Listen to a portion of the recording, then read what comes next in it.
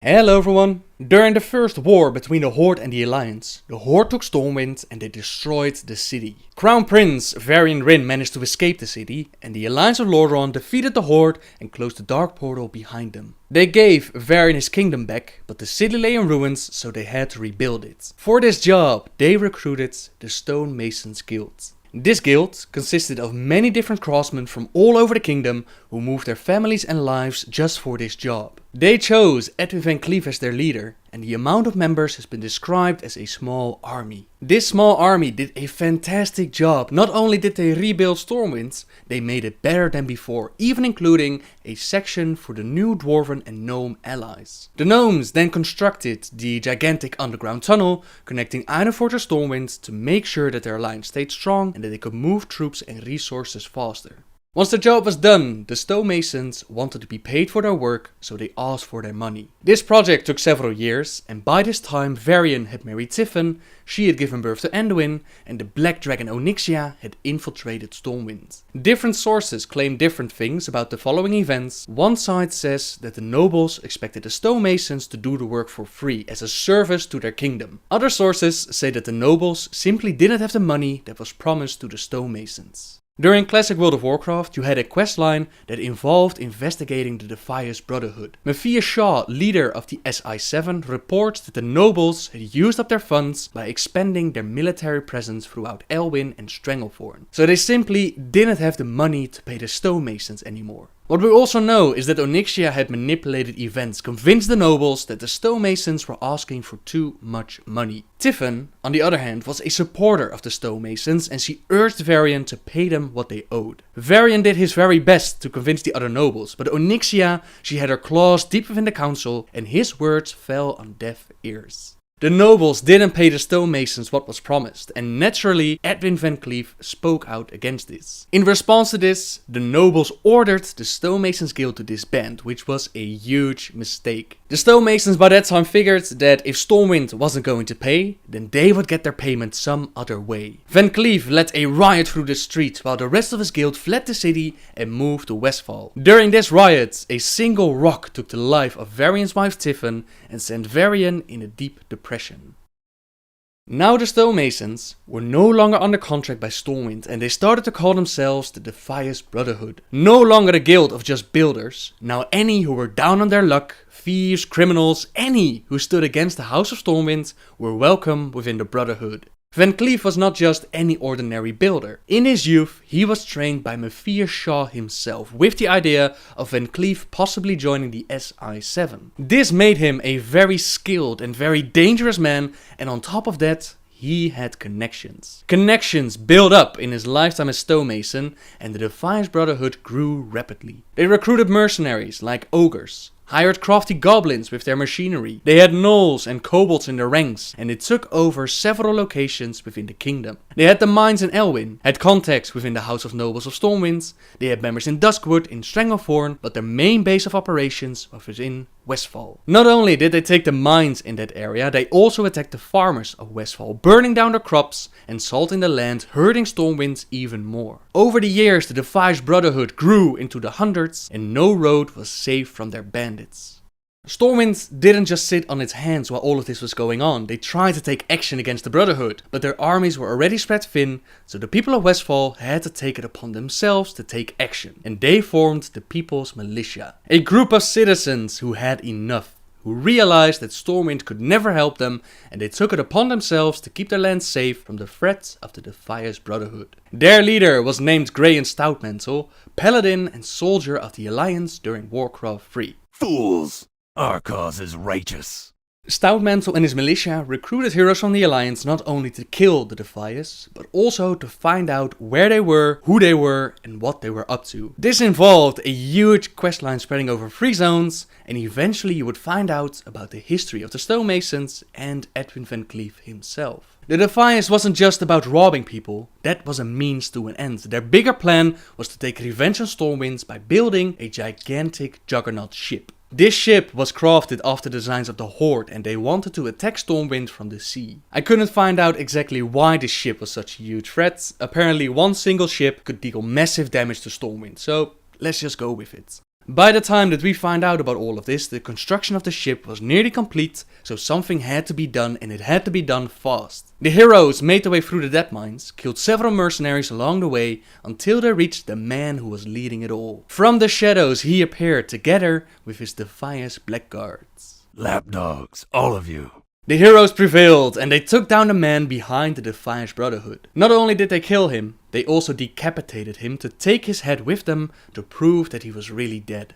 The death of VanCleef did not mean the end of the Defias Brotherhood, since Onyxia wasn't quite done with them yet. As I mentioned earlier, Onyxia had infiltrated Stormwind, and she did this under the disguise of Lady Prestor. When Tiffin died, Varian fell into a deep depression, and he became very vulnerable to Onyxia's magic. It looked like she had complete control over him, but what she didn't count on was Anduin. The love for his son gave the king the strength to break free from her control, so she had to come up with a new plan. She hired the Defias Brotherhood to kidnap the king as he went on a secret diplomatic mission to Fenimore. The Defias Brotherhood managed to capture the king, they brought him to Onyxia, and she split Varian in two. One strong-willed Varian, which she would kill, and one weak-willed Varian, which she would use as a puppet to rule the kingdom from behind the curtains. Her plan was successful until the Naga attacked. The two variants escaped, and the strong-willed variant jumped into the ocean, while the weak-willed variant was captured by the Naga and would later be ransomed back to Stormwind.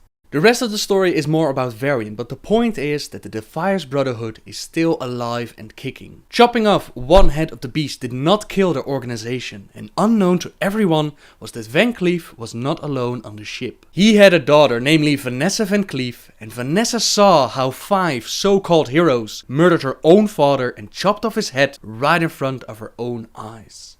After these horrific events, she made her way out of the Deadmines all the way to the Seldean's farm. Farmer Seldean and his wife Selma were very kind people, and they took care of Vanessa when she walked into their home and collapsed on the floor. Vanessa lied to them and told them that she couldn't remember who she was or where she came from, so they named her Hope. But in truth, Vanessa started to plan her revenge against those who took her father away from her.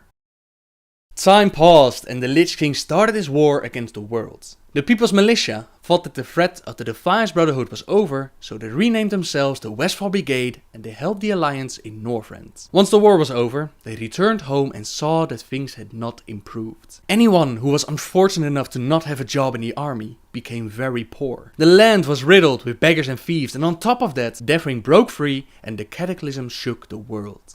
This was the opportunity Vanessa had been waiting for, and she made her move. She had gnolls attack Sentinel Hill to keep the militia busy, while she recruited new members. Amongst them were Glubak, a powerful ogre mage, Helix Gearbreaker, a goblin who used to work for the Horde, and Admiral Ripsnarl. Ripsnarl used to be a human named James Harrington, but he somehow became a worgen and murdered his own daughter, son and wife. He was recruited to command the Juggernaut when it was ready to move out and attack the city of Stormwind.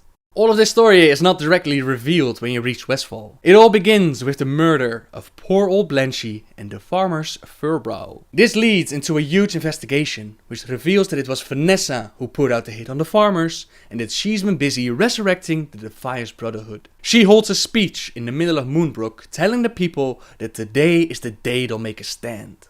Gather, brothers and sisters, come all and listen. We are abandoned, the orphaned children of Stormwind. Our king sits atop his throne made of gold and shrugs at our plight. Meanwhile, our children die of starvation on these very streets. His war, not ours, cost us our livelihood. We paid for the Alliance victories with our blood and the blood of our loved ones. The time has come, brothers and sisters, to stop this injustice. The government of Stormwind, of the Alliance, must be made accountable for what it has done to us. Today, we are reborn. Today, we take a stand as men and women, not nameless, faceless numbers.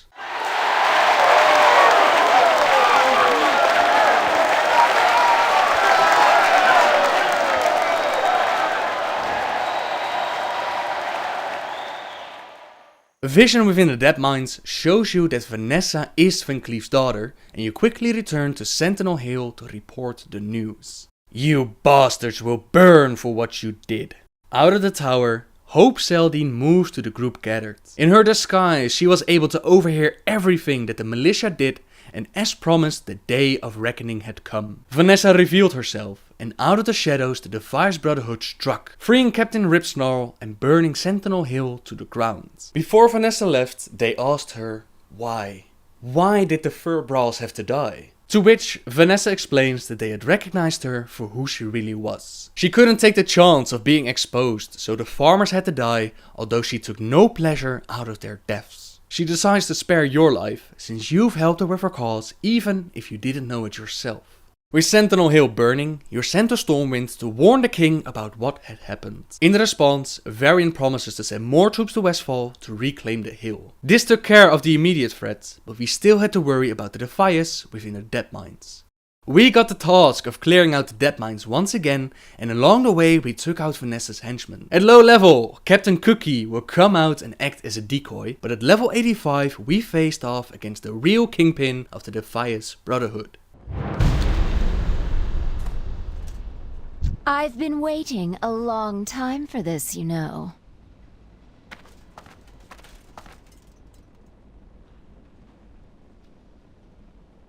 Biding my time, building my forces, studying the minds of my enemies. I was never very good at hand-to-hand combat, you know. Not like my father. But I always excelled at poisons. Especially venoms that affect the mind.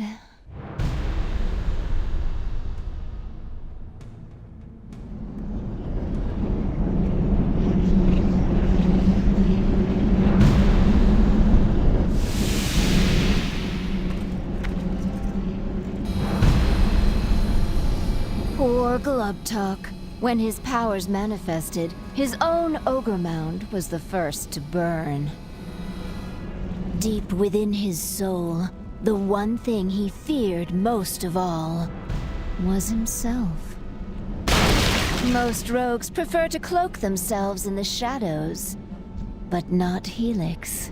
You never know what skitters in the darkness. Can you imagine the life of a machine? A simple spark can mean the difference between life and death. Ripsnarl wasn't always a bloodthirsty savage. Once, he even had a family. He was called James Harrington, a tragedy in 3 parts. After fighting through the fear, we end up in hand-to-hand combat with Vanessa VanCleef. I will not share my father's fate. Your tale ends here.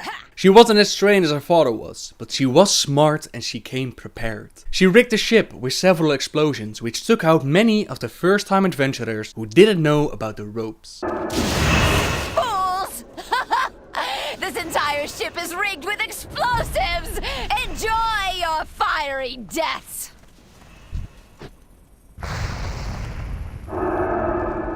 In her final moments, with death staring her in the face, she refuses to give up and go down the same way her father went. I will not give you the pleasure! If I'm going to die, I'm taking you all with me. My fate is my own! In a desperate last attempt of murdering the heroes who tried to stop her, Vanessa VanCleef took her own life by blowing herself up. Which brings us to the end of the story of the Defias Brotherhood, at least for this moment. As long as Stormwind can't take care of its own citizens, the Defias will never truly be gone. This is the first time that I actually feel sympathy for an organization that's supposed to be bad. In reality, they were just pawns used by Onyxia. They were the victims of the story. The House of Nobles were the ones who refused to pay them. And sure, their actions were not good or right, but revenge is a very powerful motivation. Who knows what might have happened to the VanCleefs if they were just paid for the work that they had done. And there's still one thing left unanswered. Who is Vanessa's mother? Will she possibly take up the mantle of Kingpin one day? Are there more children that we didn't know about? Who can say, but for the moment the Deadmines are clear again, and hopefully Stormwind will use this time to rebuild Westfall, bring food, build homes for all those who lost their family in the name of Stormwind. Varian Rin was born and his father was named Kil'jaeden. Aw, listen how cute I sound back then. This video is from April 2012 and one of the first lore videos that I've ever done. Since that time, Varian has done a lot more in the storyline, and with the start of a brand new year, let's honor the man that gave everything to save his world. There's quite a bit to go through, so we'll probably need a couple of parts to cover it all, but let's just begin and see how far we can go, shall we? For the Alliance.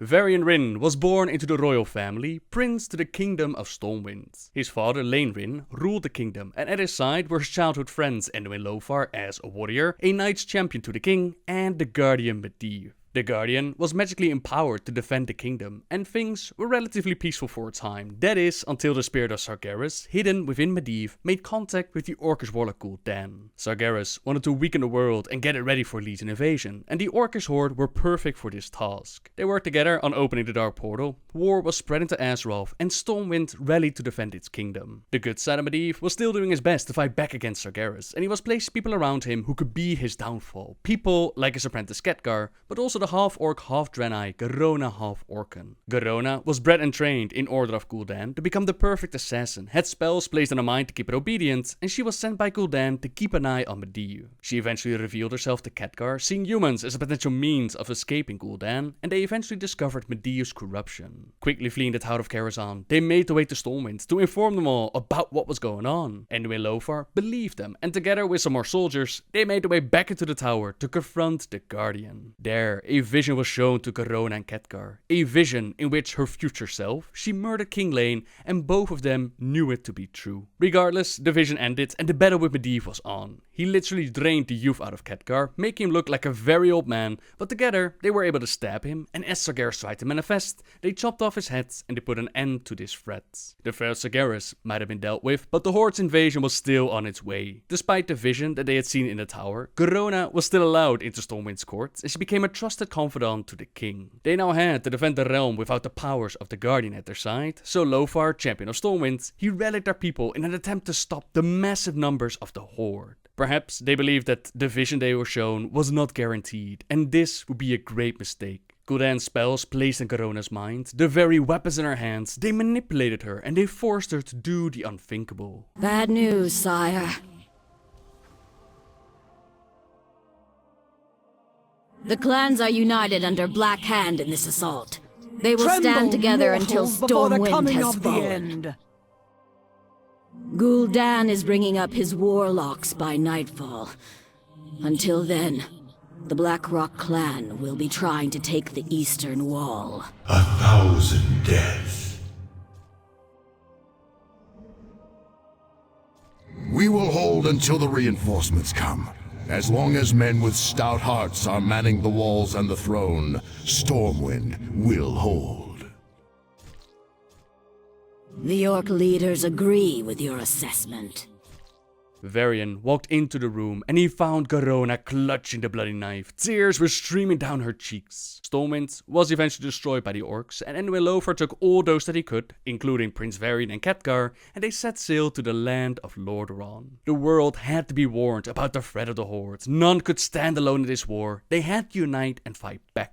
Now, as you might imagine, the tale of a force so strong that none of the kingdoms could stand against it, it was quite a tale to tell, and not everyone was immediately convinced. Some of them, like Gant Greymane, ruler of Gilneas, he believed that his kingdom was strong enough to crush any who would attempt to make landfall on their southern coast, and then people like King Perinold, ruler of Alterac, he wondered if they could not simply negotiate with them. But Lothar's words were eventually able to convince them that the Horde wanted their world and would settle for nothing less, and that their might required them to stand together. So it was that the Alliance of Lordaeron was formed, and the war for the world was on. Varian himself was not directly involved in the war effort. At such a young age, he had seen everything that he had known, his family, his kingdom, burned to ashes by the orcs. King Terenas, the ruler of Lordaeron, he was kind and wise. King Lane had been a very good man, and they counted him as a friend and ally, and they would do everything in their power to restore Varian to his throne. More than that, Terenas also realized that Varian needed to keep hearing his title of prince, needed to know that he was still respected, that he was still part of the royal family,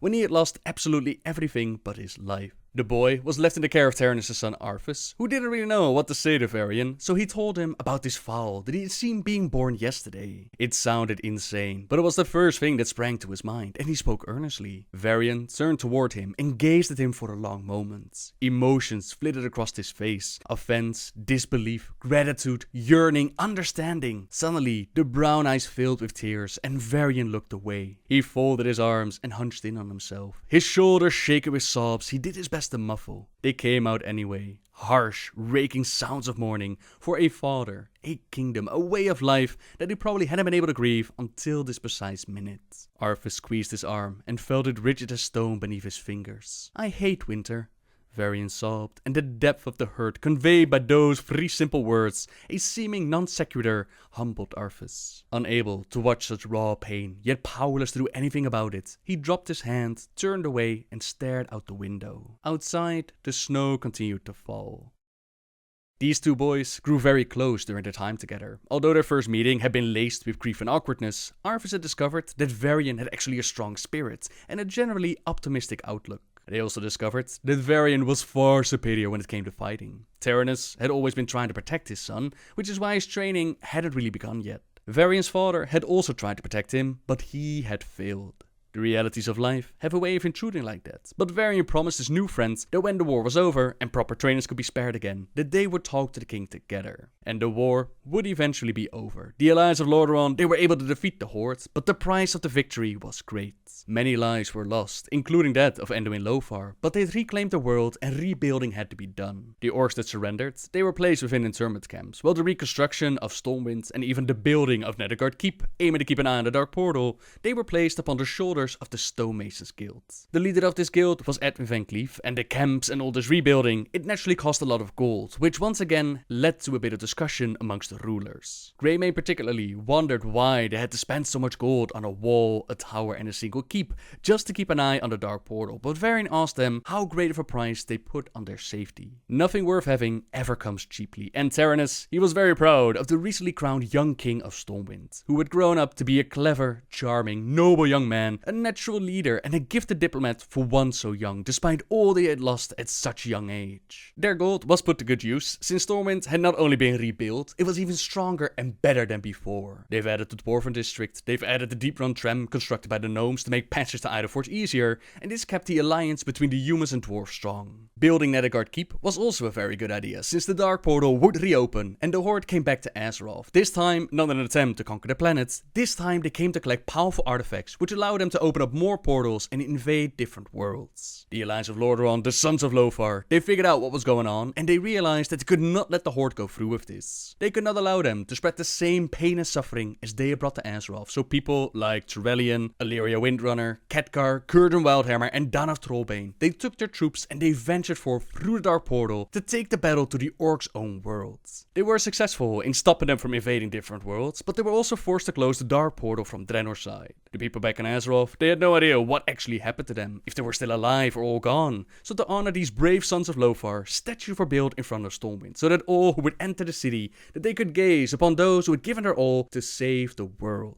With the Dark Portal closed once again, a rare, relative time of peace entered Varian's life. He fell in love with Tiffin Illyrian and had a child that they named Anduin, in honor of the man who had done so very much for the kingdom. Arthas Menethil also made his way to the city in one of the biggest celebrations Stormwind had ever seen. It was time for him to officially become a paladin, part of the Knights of the Silver Hand, and Varian, he had opened up the palace to all visiting royalty and their attendants. The boyhood friends had spent the night before the ceremony drinking and talking, even gone to the armory, they fetched some wooden training swords, and they went at each other. Varian had an early start on training, and he'd always been good, and now he was even better, but so was Arthas. He'd been training rigorously and gave as good as he got. The alcohol that they'd consumed made them only slightly worse, but the next day was all about formalities. Once the ceremony was over and Arthas was accepted in the light's grace, Varian tried to clap his friend on the shoulder, only to have his hand sting when he struck the hard metal of the shoulder plates. Much laughter was added at, but as most of you know by now, dark times were ahead of Arthas, and the same can be said for Varian, since amongst the court of Stormwind, a black dragon was plotting and scheming. On the orders of Deathwing, Onyxia disguised herself as Lady Katrana Prestor, and she convinced the nobles to not pay the Stonemasons Guild for their work.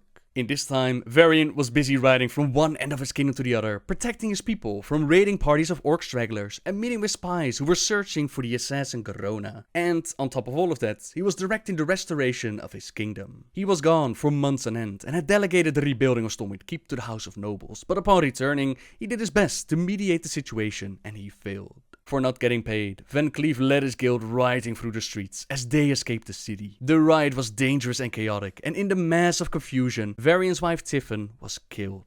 The death of his beloved sent the king into a deep depression, and Onyxia used her magic to feed on it, influence his mind, and rule from behind the curtains. Only Anduin was able to pierce the darkness, bring his father back to the light, and fight against her control. This meant that the Black Dragon had to come up with a new plan to regain control, and this time she decided to put the Defias Brotherhood, those of the Stonemasons Guild had formed this organization, decided to put those guys to good use. Varian was convinced to join a conference at Fedamore to discuss a pact between the new Orcish leader named Thrall and the people of Stormwind. Jaina Proudmoore did not have the history with the orcs as Varian had. Thrall had liberated his people from their internment camps and he had formed his new horde. Jaina and Thrall even stood side by side against the demonic forces of the Burning Legion during Warcraft 3, and Jaina was now doing her best to get some sort of peace between the orcs and the humans. As you might imagine, Varian was not too keen on sitting down with the people that had murdered his father and destroyed his kingdom, but his son convinced him to at least go and hear Thrall out. Now on his way to Fedamore, the king of Stormwind was attacked by the Defias, hidden amongst his crew, and they brought him straight to the waiting claws of Onyxia. She used her magic to split Varian in two, one containing Varian's will, which he planned on disposing, and one Varian which he could easily manipulate and control. She might have gotten away with it too, was it not for the Naga attacking her just as she was about to strike. In the confusion that followed, the whaled Varian was able to jump into the water, strike his head on something, lose his memory, but he did keep his life. The other Varian was taken by the Naga, later on ransomed back to Stormwind to rule the kingdom and re-enter the Dragon's Web and be further ensorcelled. Which means that at this point, Varian's story actually splits in two, since there are now two versions of him in the world. Let's begin with the whaled Varian. This one would wash up on the shores of Durotar. There, on the beach, the orcs were spotting a human waking up to the mouth of a hungry crocolisk. Bets were quickly placed on the outcome of the fight, but Rhaegar Earthfury's experienced eyes, they immediately could tell that this human was a very well-trained fighter. Varian managed to put up a good fight, but it seems like the crocolisk was about to win. Rhaegar couldn't let his new prize be eaten, so a quick lightning bolt ended the life of the wild beast, but it wasn't required, since Varian, he had placed himself in such a way that the beast's own weight placed a stake through its heart. Rhaegar asked Varian who he was, and the human, to his shock and surprise, he doesn't remember anything. This made it all the easier for Rhaegar to capture Varian, despite the treaty between the Horde and the Alliance, and force him into his arena team, together with people like Valera Sanguinar and the druid Bror Baremantle. I will be your death! At first, these three unlikely allies, they were not really willing to work together. Varian didn't even want to fight. They considered giving him the taste of the whip for a bit, but Rhaegar was wise enough to know that if they placed his back against the wall, Varian would have to fight. His team is then pitched against another. Valera brashly enters the fight, and Bro and Varian, they have no choice but to go after her. Despite losing his memory, at his core, Varian still knows how to fight, and their group emerged victorious. For completing their gladiator training, Earthfury allows them to choose a weapon from the Halls of Legends within Orgrimmar. These weapons, they will carry them into the arena at Dire Maul. Valera finds a set of orc daggers to her liking, Bro picks up a staff carved in the likeness of a stag, and Varian finds a belt. A belt that triggers his memory. A vision of Anduin Lothar towering over him with a stormy sea in the background. This is the moment where he and Lothar journey to Lordaeron. This belt belonged to the line of Azeroth and has found his way back to Varian. With the belt in his possession, he entered the Dire Maul arena, where none could believe that Rhaegar's ragtag team of untried fighters could even make it through the first round. Despite their first expectations though, their arena team did great, overcame any challenge placed in front of them. Varian is able to put up such a good fight that he manages to win over the crowd's favor. They cheer his new nickname, Logash, meaning Ghost Wolf, a fitting name for the hero of Dire Maul. I am Varian, but I am also Logash. Winning the fight had earned Rhaegar quite a bit of money, and he's ready to leave Dire Maul behind. But before he does, he decides that Valera, she doesn't make for the best team player, and he sells her to become a leader of her own team. Bro and Varian, they hate the idea of leaving Valera behind, but such is the life of a slave. They set out to Thunderbluff to meet up with Meg of her Grim Totem and find a new recruit for their team amongst the Tauren. Now Varian, he's still trying to regain his memory, and although he receives his flashes from time to time, he still doesn't really know who he is or what he's supposed to do with himself. Brawl then recommends to visit the Pools of Vision for a cleansing ritual to see if they can find some answers and prevent Varian to be lost in his memories. Mega forewarns them that it would be unwise to go to the caves right now, since an elemental has been let loose inside, but Varian and Brawl, they're more than willing to take their chances. While meditating, both fighters receive their own visions, and Varian finds out that he has a son, that there are people who need him, so he can no longer stay with Rhaegar. After taking care of the elemental that they've been warned about, they're invited to join Rhaegar and Hamul Runetotem for dinner, since Hamul, he expected that it was actually Megafa who had summoned the elemental in the first place, and now she had to pretend to be happy about it being destroyed. This made the old druid very happy, and as they sit down, he tells them the tale behind Varian's new nickname. Logash, also known as Goldrin, is a demigod which fought against the Legion, but he's been part of legends for millennia. Each culture has their own version, but one thing always stays the same: his ferocity and will was able to push himself through the boundaries of the afterlife to aid his people. Giving Varian this nickname was a compliment to his skills as a fighter, and as we would later find out, means so much more to Varian as a character. We'll get to that later on though. Now, with the tale done, Hamul gives Varian a feather as a thank you for destroying the elemental. Brawl immediately recognized the feather and the intention behind it, considering that he and Hamul are both druids. With the feather, he's able to summon the aid of a hippogriff, and on his back he and Varian escape their slave master. Rhaegar's guards, they quickly go after them, but Rhaegar himself isn't too worried about his top fighters making an escape.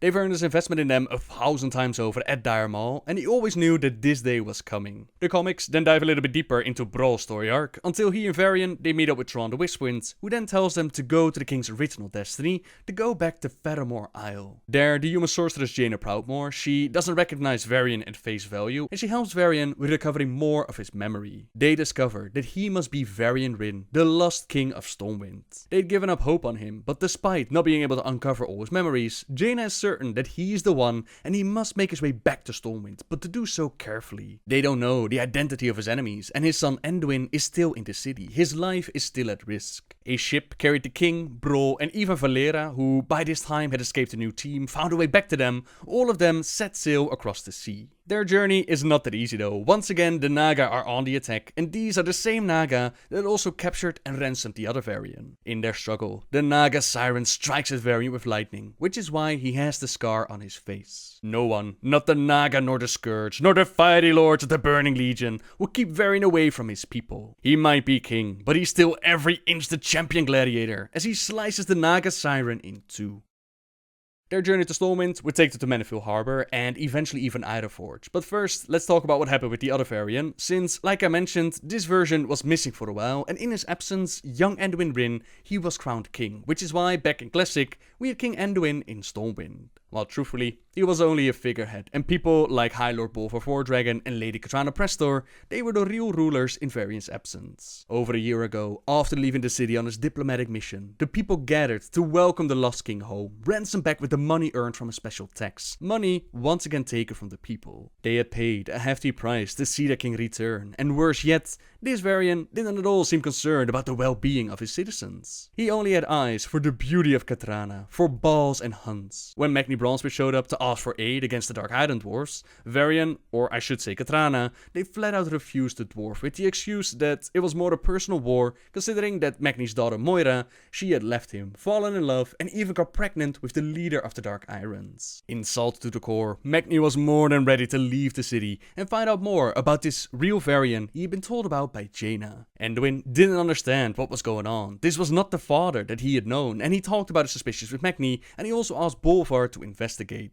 He even openly questioned his own father, how it was that if he was taken by the Defias, how it was that the Naga were the ones who put him up for ransom. Varian simply laughed it off, yet from the shadows, Prester saw the threat of the child who could undo everything she'd worked so hard for to achieve. A threat that had to be taken care of. So as father and son were out for a ride, and Anduin tried to tell his father of Winter's theory as to what's been going on in Stormwind, Prester used their favorite weapon, a rock, to spook Anduin's horse. His father had to make a dive to save his beloved son, and as he holds his son's life in his hands, visions envelop him. Visions of the past, of the Defias kidnapping him, of searing agony, of a Naga attack, and of another cliff and almost near death. Prester's plans of getting rid of Anduin, they failed horribly, and Bolvar noticed how just a touch from Katrana that it befuddles the king, almost as if he were bewitched. He now knows that Anduin is right. Something's going on here, and he's sure that Marshal Windsor's reports that will make for some interesting reading. The only problem was that Windsor, he was captured by the Dark Island Dwarves, and he's being held within the Blackrock depths. Now in-game, this was actually part of the Onyxia Attunement questline, in which adventurers, they went in to save him and bring him back to Stormwind. In the comics though, it's actually the Wild variant in his party who get the honor to do so. By this time, they've made their way to Idaforge, and of course Magni is more than willing to believe that this is the real variant, since this one has the strong will that he remembers, and has no problem with helping the dwarves. A small party rides out to Blackrock Mountain, they save Windsor, and they escort him back to Stormwind. There he reveals to all what exactly has been going on, that the Black Dragon Onyxia, that she had tried to usurp Stormwind's throne, and naturally, Onyxia isn't quite happy. She throws away her disguise, and so do the guards, who are actually part of a Black Dragon brood, and a fierce battle takes place right there in the throne room. Where first, the two variants, they focus on each other, because they both believe the other to be a fraud, and Anduin reminds them that there's a Black Dragon in their keep murdering all of their people. He was always a bright lad, so the two sides of Varian, they band together and they strike out at Onyxia, who realizes that her time in Stormwind is at an end. Before she goes though, she makes sure that Windsor doesn't survive that encounter, and she even kidnaps young Anduin back to her lair. For the moment, the two kings will hold on to their truce to save their son, and Windsor's investigation was thorough. He even discovered that Onyxia's lair that is near Fedamore, so the journey once again takes him to Jaina. She tells them that before they're going to confront the dragon, they must first know what she has done to them. Protective enchantments around the tower, it allows them to remember their physical connection. It enables them to fill in the gaps that they could not before, and now they remember everything. They understand that neither of them is a fake. They are two sides of a coin, more than brothers. They were divided, yet each of them had fought against the Black Dragon schemes on their own. One with sheer will, who became Logash, champion gladiator, and one of them who was ransomed back and found his resolve to break free once again. For such formidable twins, Jaina has a twin gift. Two magical elven blades called Shalator and Elamane, also known as Shadowrender and Reaver. These blades were forged during the War of the Ancients. They were wielded by twin warriors, Vorillian and Lovelian. Between these two variants, they have twice the strength, twice the wisdom, twice the will to strike at Onyxia's dark heart. And strike out they do. The might of their entire party is thrown at Onyxia. People are running over X, they are spawning more whelps into the battlefield, and the Black Dragon herself, she decides that it's time to end this once and for all. She uses her magic in an attempt to break the will of her puppet, a spell that sounds familiar to the variants, one that nearly destroyed them back on the island. The ransom variant jumps in front of his brother, the will of Stormwind's king, and he tells him to live on, slay this dragon, and save their son. For a long moment, there's a dead silence in the depths of the dragon's lair, until Varian Rin, one single being once again, rises up from the smoke. The twin blades given by Jaina, they've also merged into one, forming the legendary blade Shalamain, and its might, combined with all that Varian has to offer, is enough to slay the broodmother and save not only his son, but also their kingdom from her foul presence. Her head is then put on display for all of Stormwind to see, to honor the heroic deeds that were done on this day. This is where we'll end Varian's story for today, but his tale is far from over. There are negotiations to be had at Fedamore, and although Varian has been restored into one single being, he will need time to find his balance, to deal with both his Logash side and his human prince side. Last time, we began the story of Varian Rin, in which we spoke about his youth, Stormwind falling to the might of the Horde, him being kidnapped on his way to Fedamore, until his eventual restoration into one single being. The reason for traveling to Fedamore in the first place was to negotiate with Thrall, leader of the Horde, to see if some sort of peace between the Alliance and Horde was possible. Keep in mind that Varian had lost everything he ever knew to the Orcs, so to sit down with them was a big step, but his son Anduin was at his side, giving him some solid advice. There was also Valera Sanguinar, who joined them for this meeting, while Thrall brought with him Rhaegar Earthfury and Garrosh Hellscream, son of Gromush. To make sure that their negotiations would go peaceful, both sides had agreed to lay down their arms before sitting down. Actually doing so right there in a moment. It proved to be a little bit more difficult, but it was once again Anduin showing the way by putting down his weapon first. There was a diplomat amongst them after all, and all of them followed his example, and then they sat down. They discussed their time as slave gladiators for Rhaegar, something which Thrall himself had also experienced with only at the hands of humans. They discussed what they might be able to trade with each other, but Garrosh thought that all of this was nonsense, a discussion fit for merchants. Why should the proud and powerful orcs make concessions when they have the strength to take what they want? To which Anduin, he countered his question by asking why they would waste warriors and resources in battle when a few words would bring them much greater profit.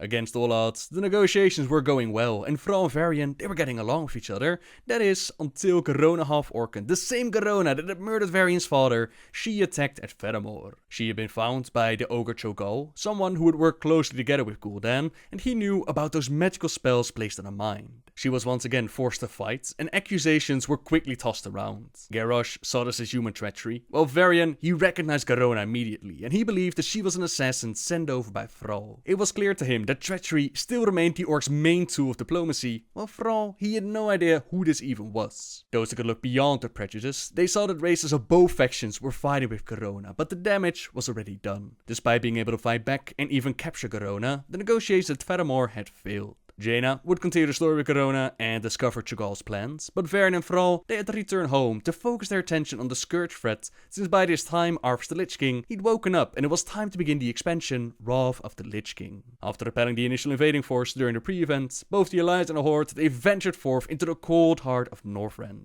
High Lord Tyrion Fordring made a personal request to allow the recently freed Death Knights into the faction, and with their might at our side, we battled with the undead forces, but Varian himself, he didn't play a major part at the start.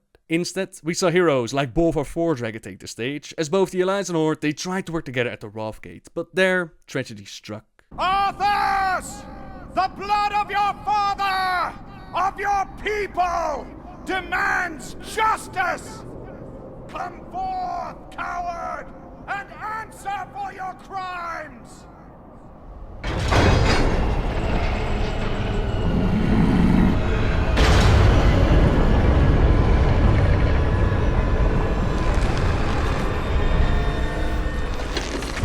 You speak of justice, of cowardice. I will show you the justice of the grave and the true meaning of fear. Enough talk! Let it be finished!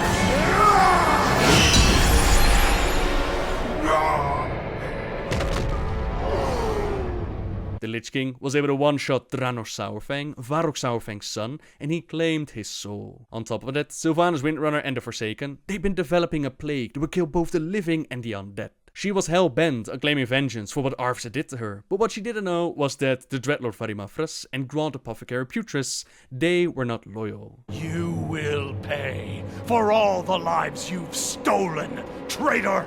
Boldly stated, but there is nothing you can... What? Did you think we had forgotten? Did you think we had forgiven? Behold now, the terrible vengeance of the Forsaken! Sylvanas. Death to the Scourge! And death to the living!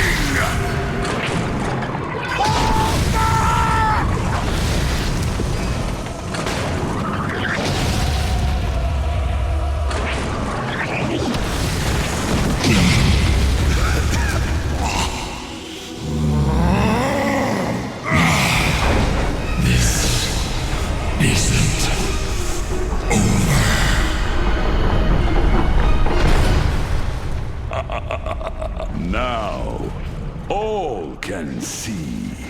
This is the hour of the Forsaken. We're finished. No escape for any of us.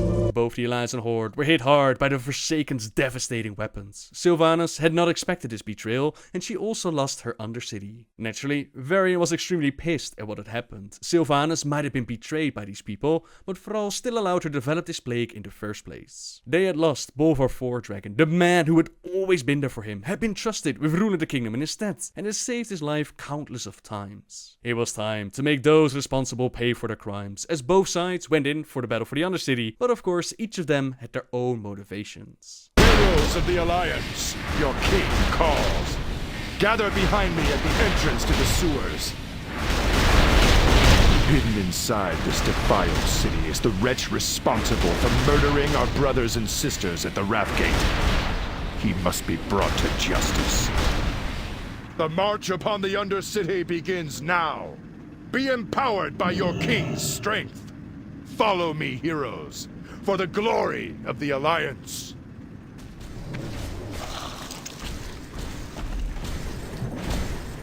Soldiers fall in. Guard the halls. Your aberrations are no match for the Alliance, Putress. We're coming for you. What's happened here? There are corpses everywhere. The stench. Overwhelming.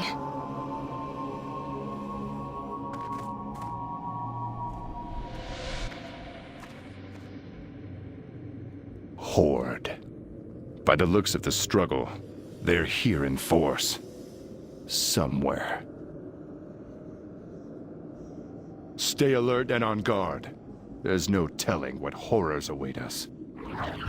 Welcome to my kingdom of darkness. Did you enjoy my minion's terrible creation? Potent, is it not? But enough prattling. You wish to reclaim your city. Come then, heroes. Your souls will fuel the host. You will have this place back in pieces. Great Water Spirit, wash away this corruption. Attack!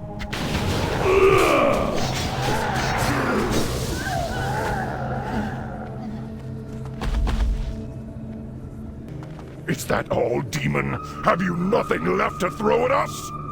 What is this? Welcome to your future. What little there is left of it. Too long. Tireless, endless planning. It will not end like this. More time. The Master is near. I cannot hold. Destabilizing. You have failed me, Vadimothras.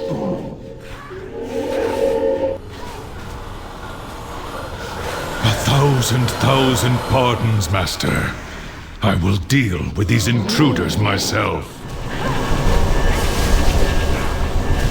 Years wasted.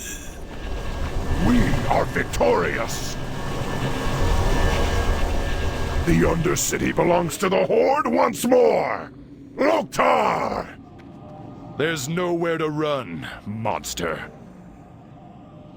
Stare into the abyss and watch as it blackens your souls! You are no match for my creations! This cannot be happening!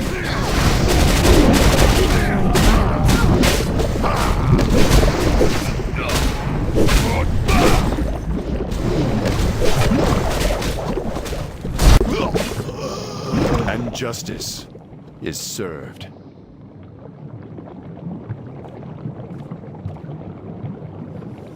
What say you now, Putress? Look around you, brothers and sisters. Open your eyes. Look at what they've done to our kingdom. How much longer will we allow these savages free reign in our world? I have seen the Horde's world. I've been inside their cities, inside their minds. I know what evil lies in the hearts of orcs.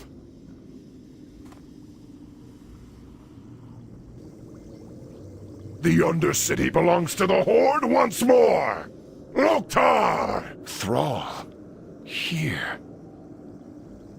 Onward! We end this now.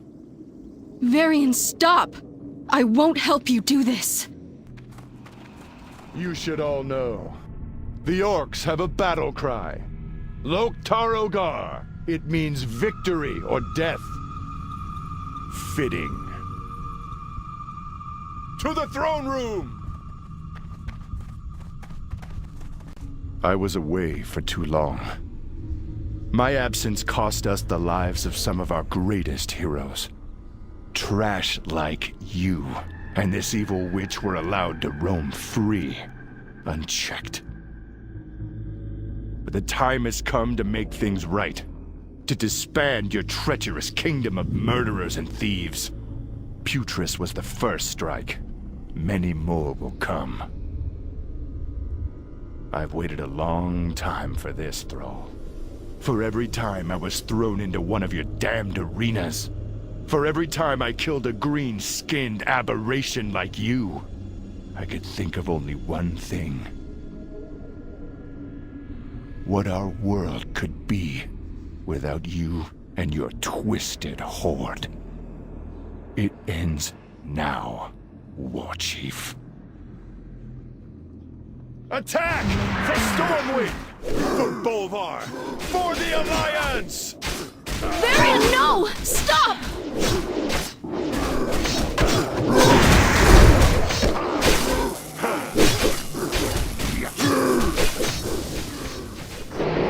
It did not have to be like this.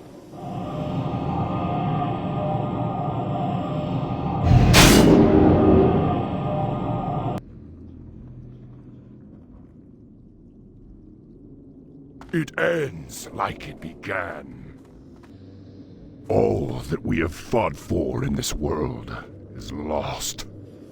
The hopes and dreams carried by my father and mother, by Doomhammer, gone. The Alliance took down Putris, while the Horde dealt with Varimafras, and they reclaimed the Undercity. The events at the Wrathgate, they didn't exactly help the relationship between the Alliance and the Horde, and who knows how this encounter would have ended if Jaina had not intervened. Things would only get worse at this point, as Garrosh had not changed his mind about the Alliance. Varian's hatred, it burned deep in his heart, and the old god Yogg-Saron was breaking out of his prison within Ulduar. This was such a serious threat to the world that both factions would have to take action, but as you might imagine, that didn't go over too well. How could we have missed this until now? King Varian, thank you for coming on such short notice. What's this all about, Ronan? I've called you here to ask for your help. While our efforts against the Lich King press on, Bran here has brought us frightening news of the horrors beneath Ulduar, and of its dark prisoner. Prisoner? Huh. With its binding shattered, its influence unchecked, it's gonna come after us, and we're gonna be the prisoners. You can see now what we're up against. If this evil is not stopped, then the armies of the Death God will march on our doorstep. You'll have to excuse me. Well, what do you propose we do?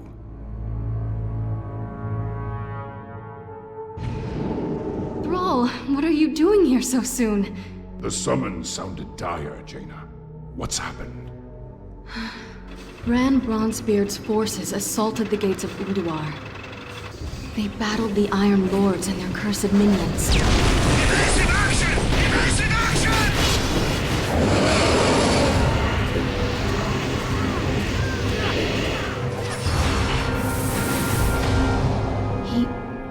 He won't stop talking about this presence he felt, permeating the great halls, stirring in their minds, chilling their blood. He said, the horror that the Titans imprisoned so long ago, Yogg-Saron has awakened. I want to see this dwarf. Garrosh, to see the fear in his eyes. Then we'll know if he's telling the truth. No, wait! We are going to need all the help we can get if we are... Thrall! What are they doing here? Let me explain! I thought I smelled the stench of Alliance pigs. Control yourself. You want my blood? Come then, dog. He's mine. Stop it! We have all lost! A great deal in this conflict! But we stand to lose everything if we do not stop fighting and work together! A true war chief would never partner with cowards. At the Wrathgate, the Horde's partnership killed more of our men than the Scourge. I'm done with your Horde. May this Death God take you all. You disappoint me, Garrosh. Varian refused to work together with the Horde, and Garrosh's actions, they greatly disappoint Thrall. The threat of Yogg-Saron was still out there though, so heroes from both factions, they ventured forth into the halls of Ulduar to push him back into his prison. The war against the Lich King, it was still going on, and High Lord Tyrion Fordring, he decided it would be a good idea to hold a little tournament, to see who was worthy to join them in their assault upon Icecrown Citadel. King Varian, Lady Jaina, welcome to the tournament. Your place in the Colosseum is waiting. Thank you. It's the least I can do to support this. We need to stand together. You ask much of me, Tyrion. To sit and watch, trusting the savages to keep themselves in check. My people are here to ensure that they honor the rules of engagement. It will do your subjects well to see you in the stands. I'm sure Thrall will have his people under control. Perhaps. I doubt the effectiveness of this gambit. We'd be better served preparing our armies for the final assault. But if my presence is required in these games to gain your support in the battle, then I will remain. For now. Now of course, not only the Alliance was invited, the Horde also joined the tournament. Garrosh, I expect you to control yourself here. I do not want a repeat of the Violet Citadel. Ha! That was a show of strength worthy of a leader. I only regret I did not kill that human before the mage interfered. We are guests here, Garrosh, and you will conduct yourself honorably. What honor is there in thrashing about with blunted sticks? This is a waste of time. Notice how Garrosh and Varian, that they have very similar views not only towards the other faction, but also the tournament itself. These two at this point in the story, they're very much alike, and we see this again during the tournament itself. One of the encounters is started by Wilfred Fizzlebang, who has just summoned our next challenge, but he's unable to keep control of Jeraxus, Editor Lord of the Burning Legion, and our challenge just became a little bit more serious. Treacherous Alliance dogs! You summon a Demon Lord against warriors of the Horde? Your deaths will be swift. The Alliance doesn't need the help of a Demon Lord to deal with Horde filth. Come, pig. Wilfred was working on his own of course, but the damage had already been done. This is where the difference in faction happens for the tournaments. As an Alliance player, you're pitched against champions of the Horde, while as a Horde player, Varian will say, "Our honor has been besmirched. They make wild claims and false accusations against us. I demand justice. Allow my champions to fight in place of your knights, Tyrion. We challenge the Horde." Very well. I will allow it. Fight with honor. Fight for the glory of the Alliance, heroes. Honor your king and your people. Regardless of what side you're fighting for, Tyrion will be disappointed all the same, claiming that this was a shallow and tragic victory. We are weaker as a whole from the losses suffered here today, despite him allowing the challenge to happen in the first place. Ah well, at least we've proven ourselves worthy of joining the Arctic Crusade and their assault upon Icecrown Citadel. And you might imagine Varian and Arthas having some sort of interaction with each other, considering that they've been childhood friends and all that, but that didn't really happen. Never! I will never serve you!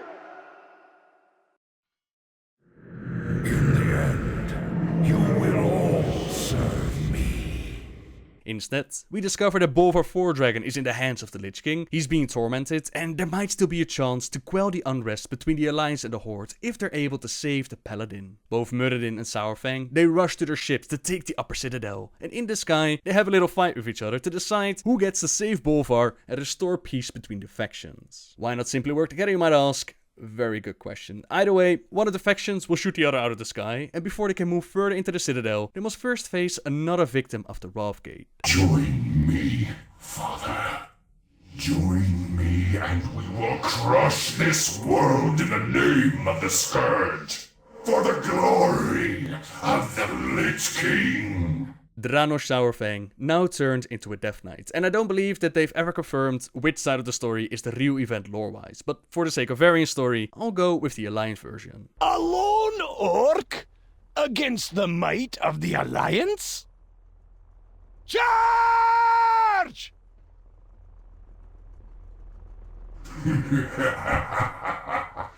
Dwarves. Muradin laughs at this lone orc that thinks that he can stand against the might of the Alliance, but Dranosh is unimpressed. It's up to us to bring peace to Varrok's son, and as we do, the father shows up to claim the body of his only son. I am released.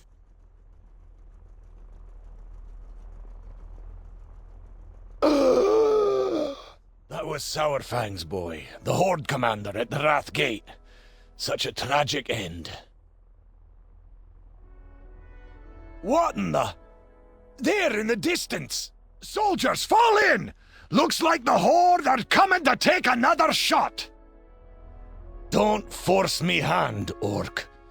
We can't let you pass. Behind you lies the body of my only son. Nothing will keep me from him. I can't do it. Get back on your ship and we'll spare your life.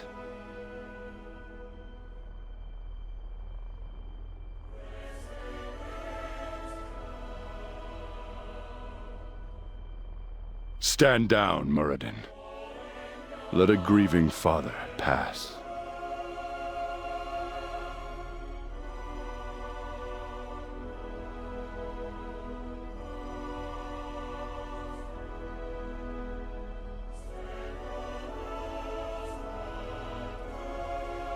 No ko kills Ilnok Atar.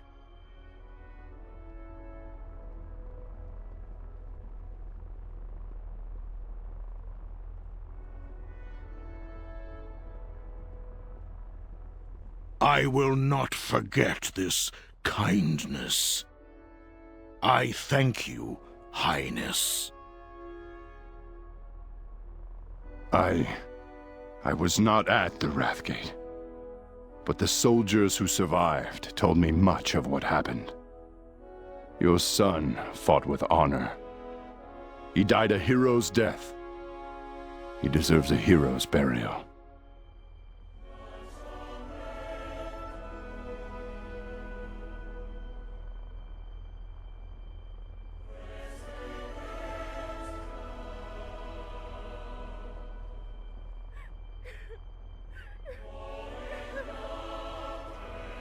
Jaina, why are you crying?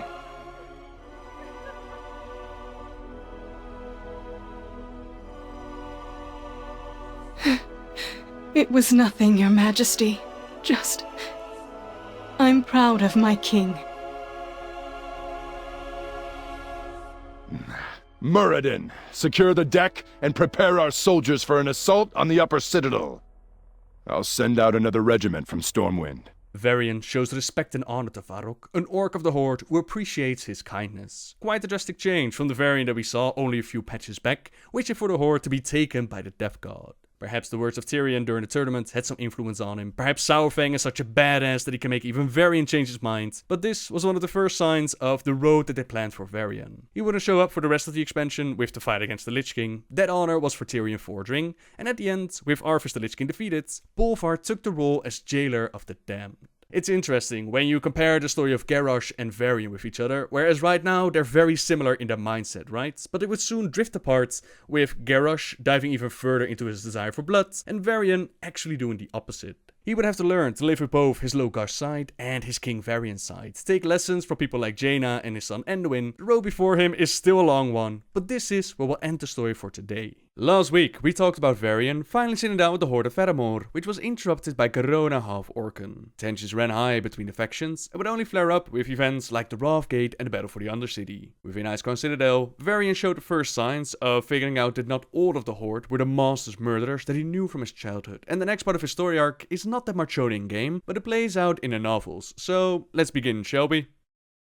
First off, we have the novel Stormrage, which as the name implies is more about Malfurion Stormrage, but Varian did have his part to play. The Emerald Nightmare was spreading across the land of Azeroth, and both the Alliance and Horde had their victims, but this of course was not widely known at first. A mist was forming outside of Stormwind, and some of their people, including Anduin, they no longer woke up. Varian believed the Horde to be responsible for it. There was no proof, but to him it made perfect sense. There were far too many elements amongst the Horde that could not be trusted to keep the peace. The orcs aside, and they were also amongst those of whom Varian was suspicious, the king could not see any reason to believe in the honor of Blood Elves. These were high elves who had turned to absorbing demonic magic after the loss of their vaunted power source to Sunwell, and had subsequently become addicted to the fell energies. Nor did they have any faith in the undead Forsaken, who claimed to be free of the Lich King's mastery. Of all the Horde, the Tauren were the only ones who did not immediately make the Stormwind ruler want to reach for his weapon, but since they sided with the orcs, that made them untrustworthy as well. Of course, what Varian didn't know was that the Horde was suffering just as much from the Nightmare. Now, like I said, a lot of the story shifts away from Varian, and it focuses more on saving Malfurion from the Nightmare and taking the battle to Xavius. Eventually, Malfurion was saved from the grasp of the Nightmare, but there was still a war to win. The people of Azeroth were still trying to fight and defend their land against those who were taken by the Nightmare,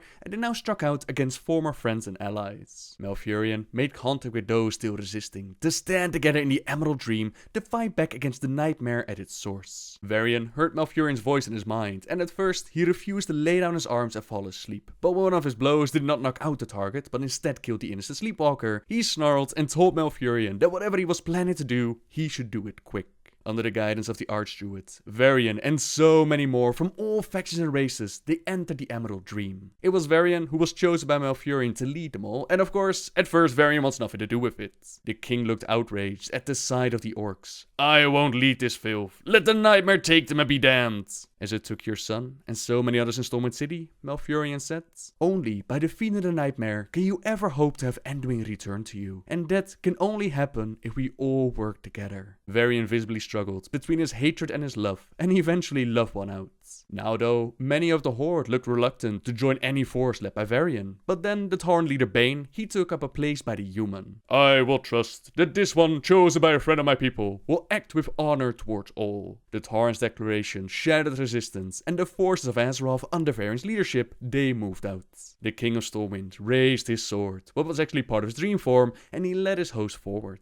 The Archdruid stared at Varian as the king moved on, and just for a moment, Varian's countenance had seemed to change to something else, to the image of a wolf. A name came to mind, an ancient spirit revered by many races, including the Night Elves. It was Goldrin, Malfurion thought, recalling the legendary Ancients. The White Wolf had slaughtered hundreds of demons during the War of the Ancients, before falling to the great numbers. Yet his spirit was set to live on, watching over those he favored.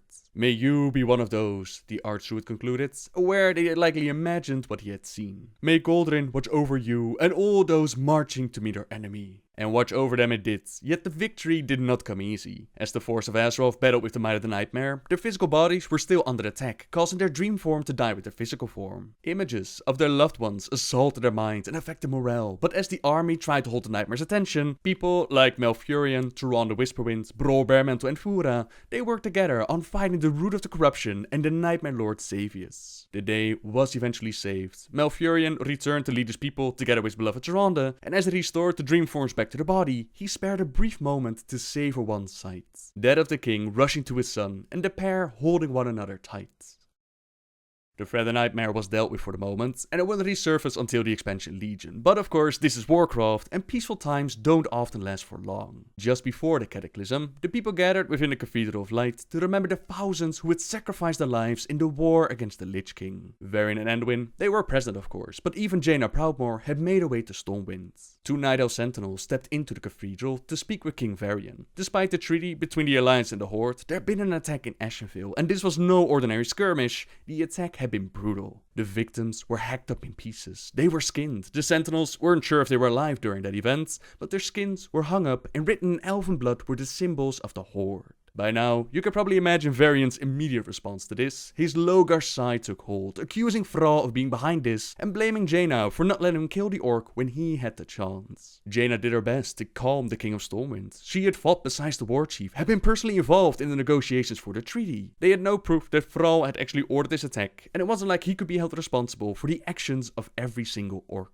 The Defias Brotherhood were humans as well. Should Varian be held responsible for their actions? This blow struck him very hard, especially what he had lost to the Defias Brotherhood. For a moment, she thought that she might have reached him, but then his brows drew together in a scowl that was made terrifying by the brutal scars across his face. He did not look like himself now. He looked like Logush. What if you were wrong, Jaina? And what if I'm right? You've been known to be a poor judge of character in the past. Now it was Jaina's turn to freeze, stunned at the words. He was hurling Arthas back at her. That was how Logush played, how he had won in gladiatorial combats.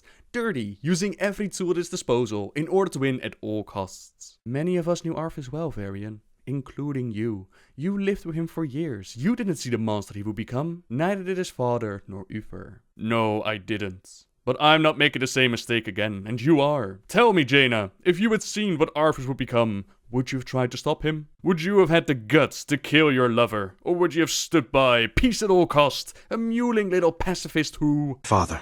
The word, uttered in a buoying tenor voice, cracked like a whip. Varian whirled around, and Anduin stood in the doorway. His blue eyes were wide, and his face was drained of color. But there was more than an expression of shock in his face. There was bitter disappointment. Before Jaina's eyes, Varian changed. Gone was the coldly raging anger of Logush. His posture shifted, and he was Varian again. Anduin was disgusted and disappointed at his father's reaction. Again, it's his son that's able to reach the king, as he spent some time with the Sentinels in a much calmer mindset, and he makes the decision to investigate this further, and if Thrall is truly behind this, then he will march into Orgrimmar himself. Jaina promised that if the War Chief of the Horde was truly behind this, she would be marching at his side, and Varian apologized for his behavior, and he realizes that Anduin yearns for peace, where it seems like he simply yearns for war. He wants his father back, not Logush, and although the king had merged into one single being again, the transition of finding balance within himself, that was still going on. The king doesn't like having his boy around with him, while he's still trying to determine where the king ends and the Logush side of him begins, so they decide to give Anduin a Hearthstone, which he can use to visit Jaina at Faramore at any time he wants. Varian also understands that his son isn't weak. In some cases, he has shown more strength and wisdom than most adults around him, but he does believe that Anduin is a little bit soft, and that some training with the dwarves that it could be very good for his son. He suggests that the prince should visit Magni in Ironforge, and Anduin really warms up to the idea. He could check out the Explorers League, he could stretch his legs outside of Stormwind, and Varian would make sure to talk to Magni and encourage Anduin's training. The prince had already shown great talent with throwing daggers and the bow, but his fighting skills were simply not there, not even after the dwarves got their hands on him. He did have an interest and affinity to the light, as he meets up with High Priest Rohan, and he dreams of a world where every city would welcome whoever stood at the gates with open arms and kindness. Anduin truly yearned for a world of peace, yet the world of Azeroth itself, it was in turmoil. This was at the brink of the Cataclysm. The Black Dragon aspect Deathwing, he was about to break out and try to bring about the Hour of Twilight, and this did not come without a warning. Earthquakes were already taking place, some had been crushed beneath their own homes, and Magni Bronsbeard decided to use an ancient time to ritual to communicate with the land and figure out what exactly was going on. Instead of just communicating though, he literally became one with the land as his body was turned into a crystal. Anduin, his father, and all those aware, they grieved for this heavy loss, and Varian insisted for Anduin to stay within Ironforge during this time. This was a chance to actually help the people. He had made some good friends there, and the fact that the Prince of Stormwind is staying there throughout this difficult period, that would send a strong signal about how highly they regarded the dwarves. It wasn't a pleasant place to be at right now, but not everything you do as a king will be pleasant either, and Anduin knew that his father was right, and he did want to help, but the place would become a lot more unpleasant as Magni's daughter Moira,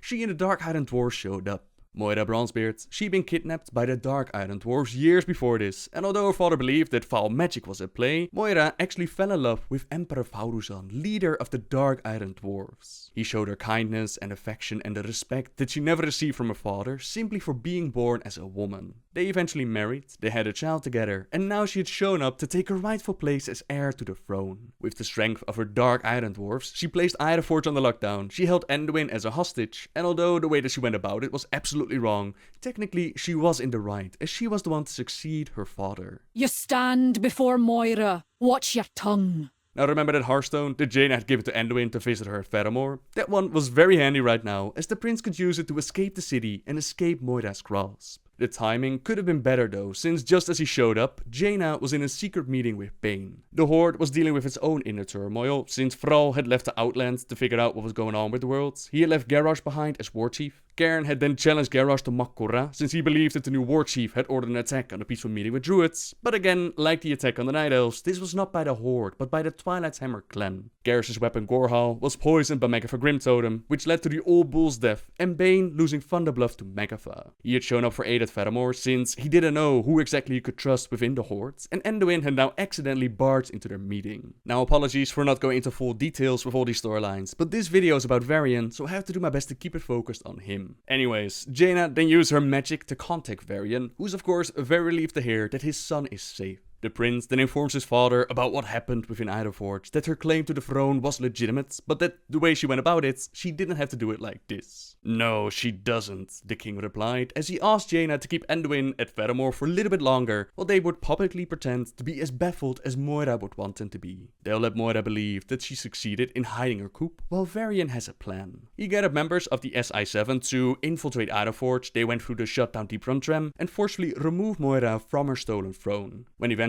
Anduin finds out about this from his auntie Jaina, he tells her that she must send him to Ironforge, and of course the maid refuses at first. This 13-year-old heir to Stormwind should not be sent in the middle of danger. Listen to me, Jaina. Please, if father carried out this attack, a lot of people are going to die, and succession will be thrown into confusion. Instead of coming together as a people, the dwarves are going to find themselves in the midst of another civil war. I've got to try and stop him, don't you see? I need to make him understand that there is another way. Anduin's words are eventually able to convince her that his destiny is to rule Stormwind one day, and that he can't face that destiny if they keep on treating him like a child.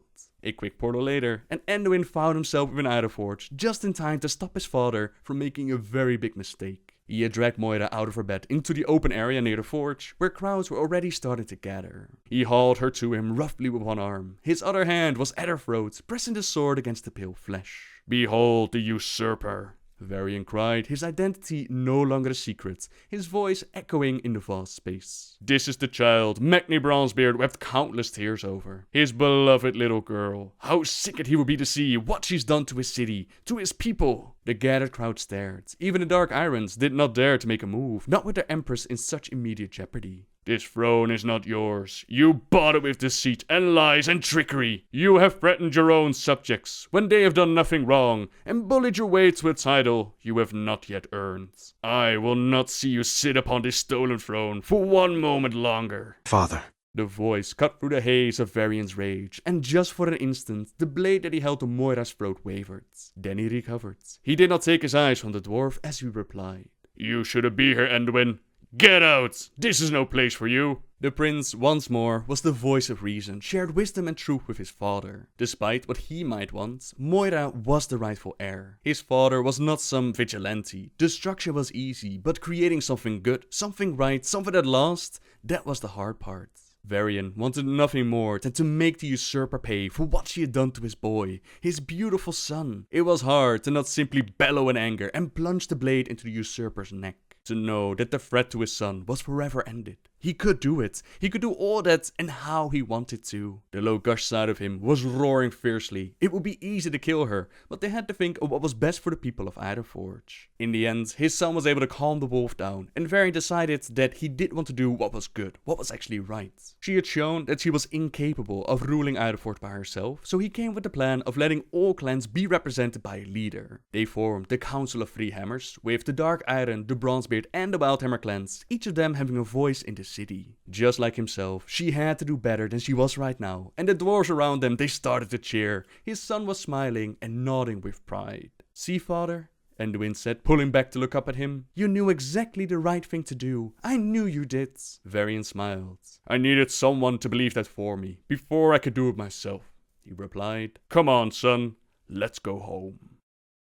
So far, Anduin has been the stabilizing force for Varian, but you can tell that there's an imbalance within the king. Onyxia's magic separated and reformed him, and the process did not come without complications. Varian is struggling, and so was the world of Azeroth itself as the cataclysm finally took place. Deathwing made a return, the walls around Gilneas crumbled, to which the Gilneans joined the Night Elves and underwent a ritual to regain control of the Worgen Curse, while War Chief Garrosh decided it was time to take charge of the Horde and lead it to a better future by conquering the land. War was upon them, while Turan the Whisperwind had a vision granted by a loon, one that showed her that Varian was Gul'dan's chosen and he would stand a battle against the orcs. She and her husband knew that the Alliance would need a leader in the wake of the Cataclysm, and with this vision it seemed like Varian was meant to be that leader. The people of Gilneas, led by Gen Greymane, the same Greymane that once upon a time had joined the Alliance of Lordaeron and had complained about the gold that they were spending on Edelgard Keep, they wanted to rejoin the Alliance and add the Worgen strength and ferocity to their cause. A summit at Darnassus took place, in which all the factions of the Alliance were represented, and they not only wanted to decide on whether or not they should accept the Gilneans, but they also wanted to see if anyone would arise to guide the Alliance. Now you might ask yourself, why did the Gilneans need to be accepted again, if they were actually part of the Alliance of Lordaeron? Well, that's because sometime after the Second War, Greymane decided to build a big wall around his city, separating Gilneas from Lordaeron. He didn't make Lordaeron actually pay for the wall, but no one was allowed to enter Gilneas, not even when the human refugees begged to be allowed in, during the time where the Scourge ran rampant across the lands of Lordaeron. They had turned their back on the Alliance, they got hit by the Worgen curse, they lost their lands, and now they dared to ask for support for an alliance from those that they had refused to help. I have made some terrible decisions years ago, Greymane said. I abandoned the Alliance for what I thought was the right course for my people. That proved to be a sorry mistake. What I'm saying is that I thank you all for giving us this second chance. The King of Gilneas definitely regrets his actions, and he hopes to make the Alliance see that the Worgen ferocity and their fury, that they can be an asset to them, that the mistakes of the past will not be repeated. And at first, it actually seems like most members of the Alliance, that they're warming up to the idea of letting them into the Alliance. That is, until Varian Rin stood up and spoke his mind. He still remembered what Gilneas had done. It was true that Stormwind had not directly participated in the Third War, but it had been a strong supporter of the Alliance. Stormwind had also been going through much more turmoil at that time, and Varian had been in the heart of most of that turmoil. King Varian silently stood. The effect was immediate. The shouting around them died. The two Night Elves again they stared at Varian, whose face revealed nothing of his intentions. Members of the Alliance, my good Night Elf host, I like to speak. Even Prince Anduin appeared uncertain as to what his father planned, although he did not seem worried, only curious. Everyone knows that there's no love-lust between Stormwind and Gilneas. Everyone knows why. Utter quiet fell upon the assembly. Gen's expression was unreadable as he waited for Varian to go on, but his ears lay flat in concern. The benefit that an ally such as Gilneas offers us, it's obvious. While our skills in combat more than match those of the orcs and their allies, there's always been a hunger that the Horde has thrived upon that we, so civilized, no longer seem to have. The Worgen offer us that righteous hunger to overcome all obstacles in battle, to keep the Alliance from being splintered, or merely sitting back as the orcs take one land after another. Gen's eyes widened, and even Malfurion could not help but feel his hopes stirred at such a speech. I consider damned long and hard on this, I promise you, Varian told all. Such an ally can help us easily hold the Horde's ambitions at bay, maybe even push them back. The king indicated Gen and the Gilneans. An ally of such honor, of such courage, I'd be more than pleased to fight beside. His words brought cheer. Even the Worgen could no longer restrain themselves, several of the younger ones giving out short howls. Varian now turned his attention to Malfurion. Archdruid, you called before for a vote by acclamation, a vote that I interrupted.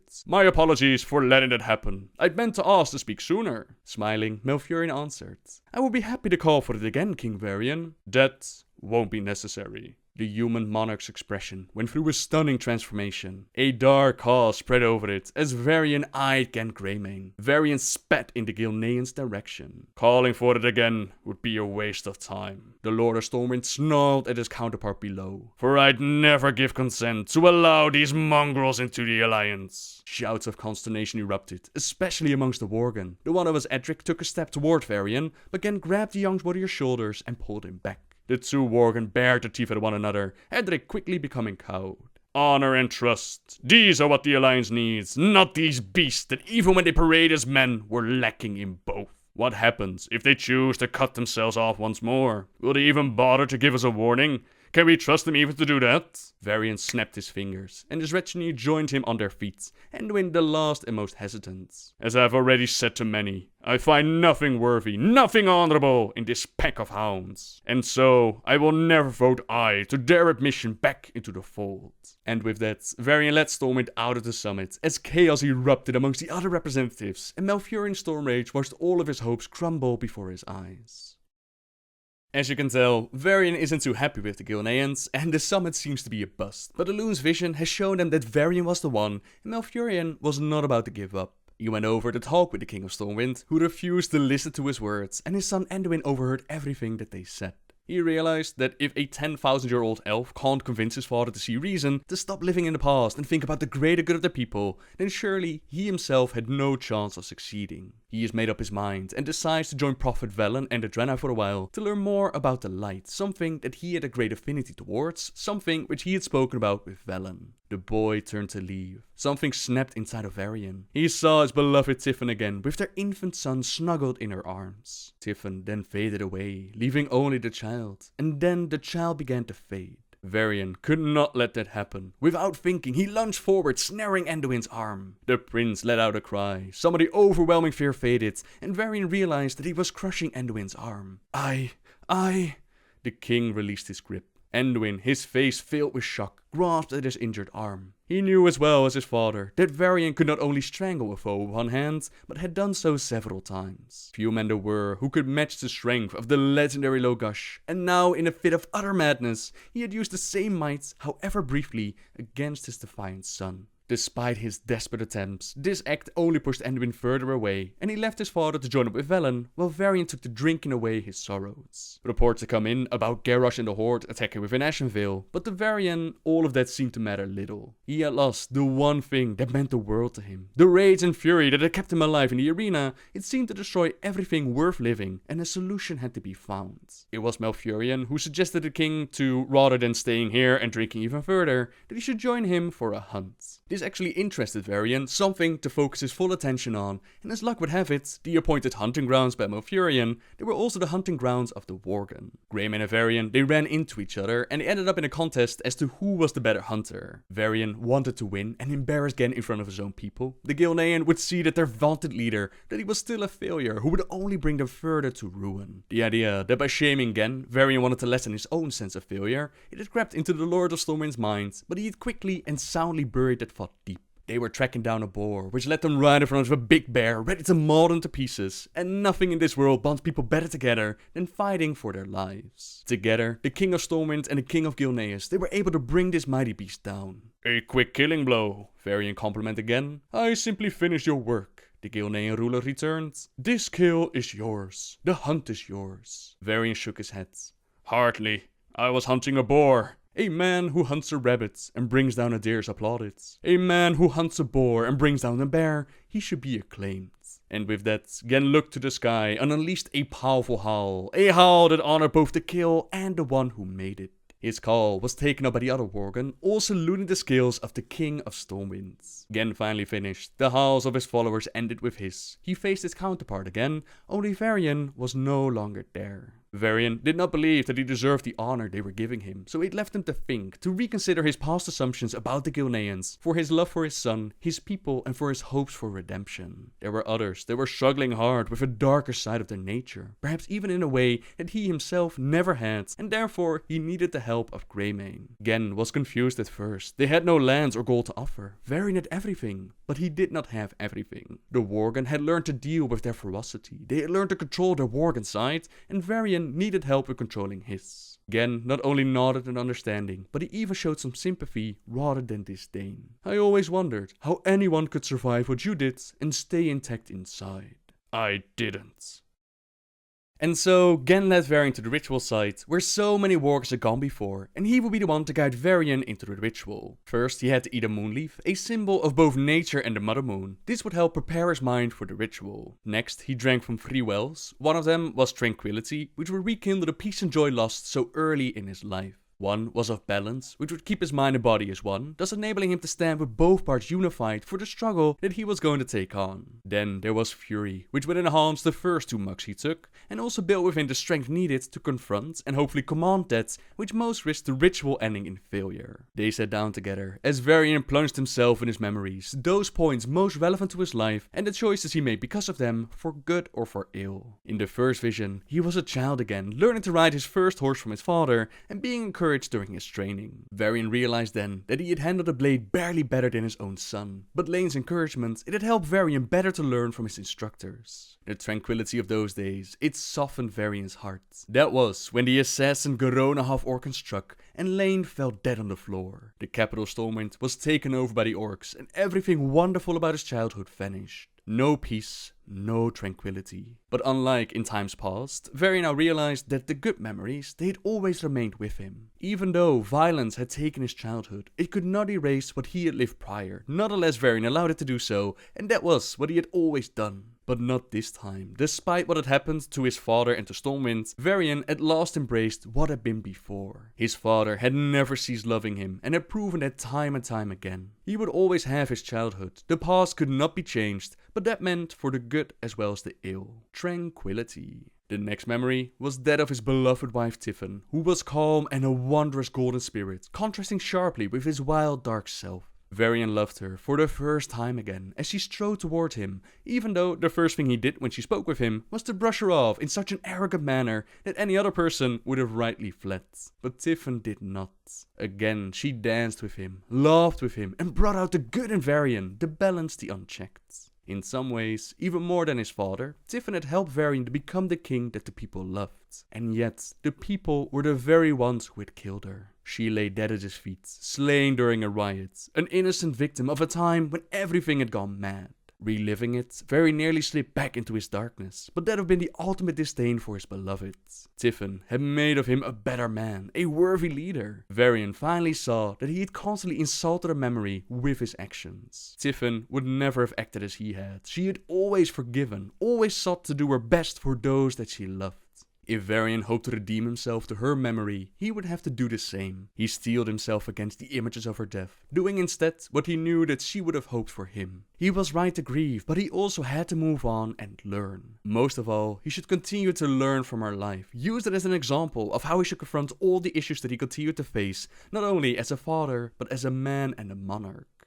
Balance. The final vision was that of their beloved child Anduin. He was all that he had left of family, the most precious member of all, for in the boy was his mother. It had been difficult to be the father that Lane had been, especially without Tiffin, but he recalled some times when he and Anduin had laughed together. He also recalled the fear he had of losing him, of people harming him, the fear that drove him to rage, which in turn made the king the very thing that he had tried to protect his son against. He again saw himself grabbing Anduin's arm and was suddenly reminded how that rage and that fear fueling it had sent Anduin away. With that realization, he now turned on his own rage. It could be a powerful, devastating force, a powerful tool in battle, but it was also a double-edged sword. One that had to be kept under control, and so Varian held tight to his rage, as if it were a horse needed to be broken, and he worked on mastering it. It would no longer aid in furthering ruining his life. It would have a purpose. Varian knew only one purpose too. If battle was the single place where his rage did him any good, then it would be where he would channel that force. He would let it fuel his strength against the Dragon Deathwing and the orcs and their allies. The rage finally surrendered to his will. He had broken his hold over him, and now it would serve Varian, not the other way around. Tranquility, balance, fury. What had started when two became one again has now been finished, as Varian took control of his inner demons and he became the true champion of Lokash, of Goldrin. He literally became empowered by a demigod, and he and the Worgen, they focused the powers on Garrosh and the Horde, who at this time, they were trying to take over Ashenvale. The Worgen's timely arrival and added strength, combined with Varian's leadership, it turned the tide of battle, while Garrosh and Varian, they got a chance to resume the fight they had started within the Violet Hold. This time, the Orc had Gorhal to match the legendary Charlemagne. But Varian had a very powerful buff. He had the power of Goldrin. It's possible that the King of Stormwind might have won their duel, but we would never find out as their battle was interrupted and Garrosh's Kor'kron, they dragged the warchief away. It was clear that they had lost this battle here, but one battle did not make a war. Garrosh envisioned again the realm that he would build, and in envisioning it, once more knew that it would happen. He let them off, already making plans in his mind. This was not over, not until he had won, and not until Varian Rin was dead. That encounter would have to wait though, as the day was won and the Alliance they reconvened to vote on the fate of Gilneans and their acceptance within the Alliance. This time, all voices, including that of Varian's, they voted aye, to which the Worgen howled of pleasure. Varian also apologized for his unreasoning, unfocused rage that had brought calamity on him and all that he held dear, and only served to divide the Alliance, stating that Varian Rin, who reigned with such rage, was now dead. But in dying, he had learned that it wasn't the rage that was at fault, only he. The fury, the anger must have a purpose. It must be the righteous anger of one defending his family, his home and his friends. It must be the kind of fury that keeps all the loved ones safe from those who would rip them away, be it Deathwing, be it the Horde, or whatever might try to stand against the Alliance. The faction's leaders cheered. Tyrande and Malfurion, they watched as the vision granted by Elune had come true. Logash, Varian Rin, champion of Goldrin, was already speaking to the other leaders as to what they should do in terms of Ashenvale and beyond. Never again would he be able to turn from his allies for the mistakes they had made, not when Varian could at last see how theirs were so insignificant compared to his. "I'll do what I can," he whispered. "I swear I will, Anduin." The prince had already sent a letter to his father, telling him that he wanted to assure him that when he completed his own path with the light, that he would return to Stormwind. Varian wondered if Malfurion or Tyrande were responsible for this, but they had nothing to do with it. This happy news was from Anduin all by himself, and on Remembrance Day, a yearly holiday in which the Alliance honors the great heroes of the past, Anduin finally returned home. There was still a rift between father and son. Varian still had doubts about Anduin being ready to lead the kingdom. At his age, he had already mastered the sword and was ready to meet Alliance enemies in the battlefield, while Anduin was still on the quest of finding out who he really was and what his place was within the circle. This rift would need healing, and it was Archbishop Benedictus who had a gift for both the king and the prince. He invited the king to meet him at Tiffin's memorial, while he brought Anduin himself, not mentioning that his father would actually be there. The gift was finishing a quest given to him long ago by Varian, finding the key to Tiffin's locket. Varian felt something moving deep within him. "Thank you, Benedictus. You're a good man. I hesitate to think what I'd do without you." The Archbishop bowed his head. "Please, allow me to leave you to it." He turned to go, and as he did, he waved his arm once more. "Peace be with you both," he said, and he disappeared down the path into a grove of trees. Varian stood there, turning the silver key over and over, wondering about the Archbishop's strange farewell. Finally, he noticed that Anduin was watching him. All the harsh things he wanted to say to his son, they were of no consequence now. He realized only one thing was true. Anduin was more important than all of it. It was so clear. The king gave both the locket and the key to his son. They remembered Tiffin, dearly beloved wife and sorely missed mother. The unspoken words finally came out of them. Varian had been blind in seeing the man that Anduin was becoming, while Anduin spoke the words he had always wanted to say. He wished so much that he was more like his father. He wants to be a great king, but he's not as strong. He wiped his tears angrily, as if they were a sign of weakness. Varian put his arm around his son. "No, Anduin.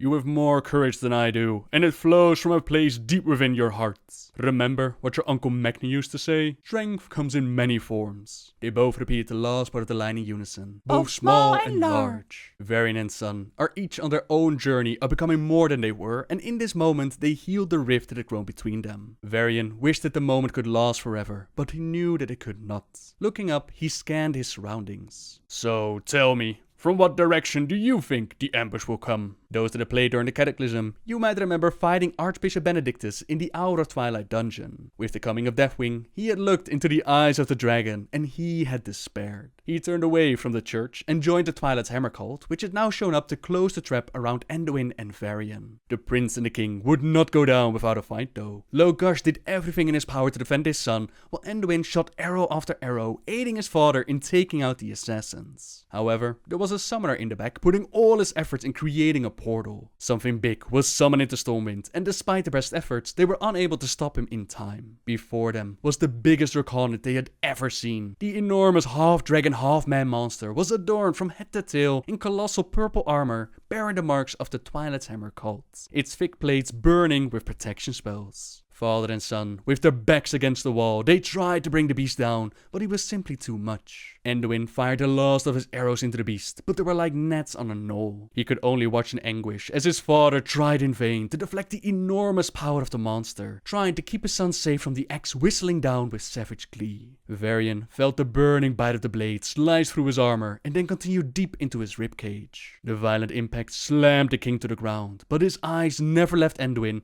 as he sought to make sure that his child was free from harm. Their gazes met, and Varian's eyes softened with relief that his son was unhurt, but as the dust settled, Anduin's own stare grew wide with horror at what he saw. Varian lay sprawled and twisted, with the Draconid's axe buried deep in his chest. Anduin let out a wail of anguish as the moment stretched out like an eternity. Varian looked deep into his son's eyes and let him know that everything was alright. This is how it always ends with Rin Kings. The Draconid stood over Varian and laughed as the Broken King coughed and pleaded with his stare for Anduin to do him one last favor. Run, Varian whispered as a cool and gentle blackness slowly enveloped him. Let me be the last to pay this price. The creature sneered down at the king, pulling the axe out of Varian's chest. It was a strangely numb tug. There was no more pain, no more sadness. Varian knew that he would die as he had lived. The creature raised a wet blade overhead, its notched and bloody surface glistening in the setting sun. How peaceful it is here, Tiffin. But Anduin wasn't about to leave his father's side. With arms wide to the sky, a golden nova of holy energy forced the monster to retreat as the prince advanced, strong and fearless, like a king. As Anduin shouted the word "Barrier," the graveyard seemed to blur and shimmer around the king and the prince. His affinity to the light, his faith, was his only weapon right now, and it was powerful enough to keep the creature away. As the draconic charged, the boy stood firm, surrounded by an aura of holy light. He opened his palms to the sky and spoke the words to dispel magic. With each word, the earth resonated with energy, shaking the gravestones and sending a ripple across the surface of the lake. A flash of fire exploded from the sky and hit the Draconic as he rushed in. The inferno blinded the beast, and he stumbled toward the serene silhouette of Anduin, the hideous creature screaming in both pain and rage. As the Draconic fell, his armor quickly faded to a dull grey,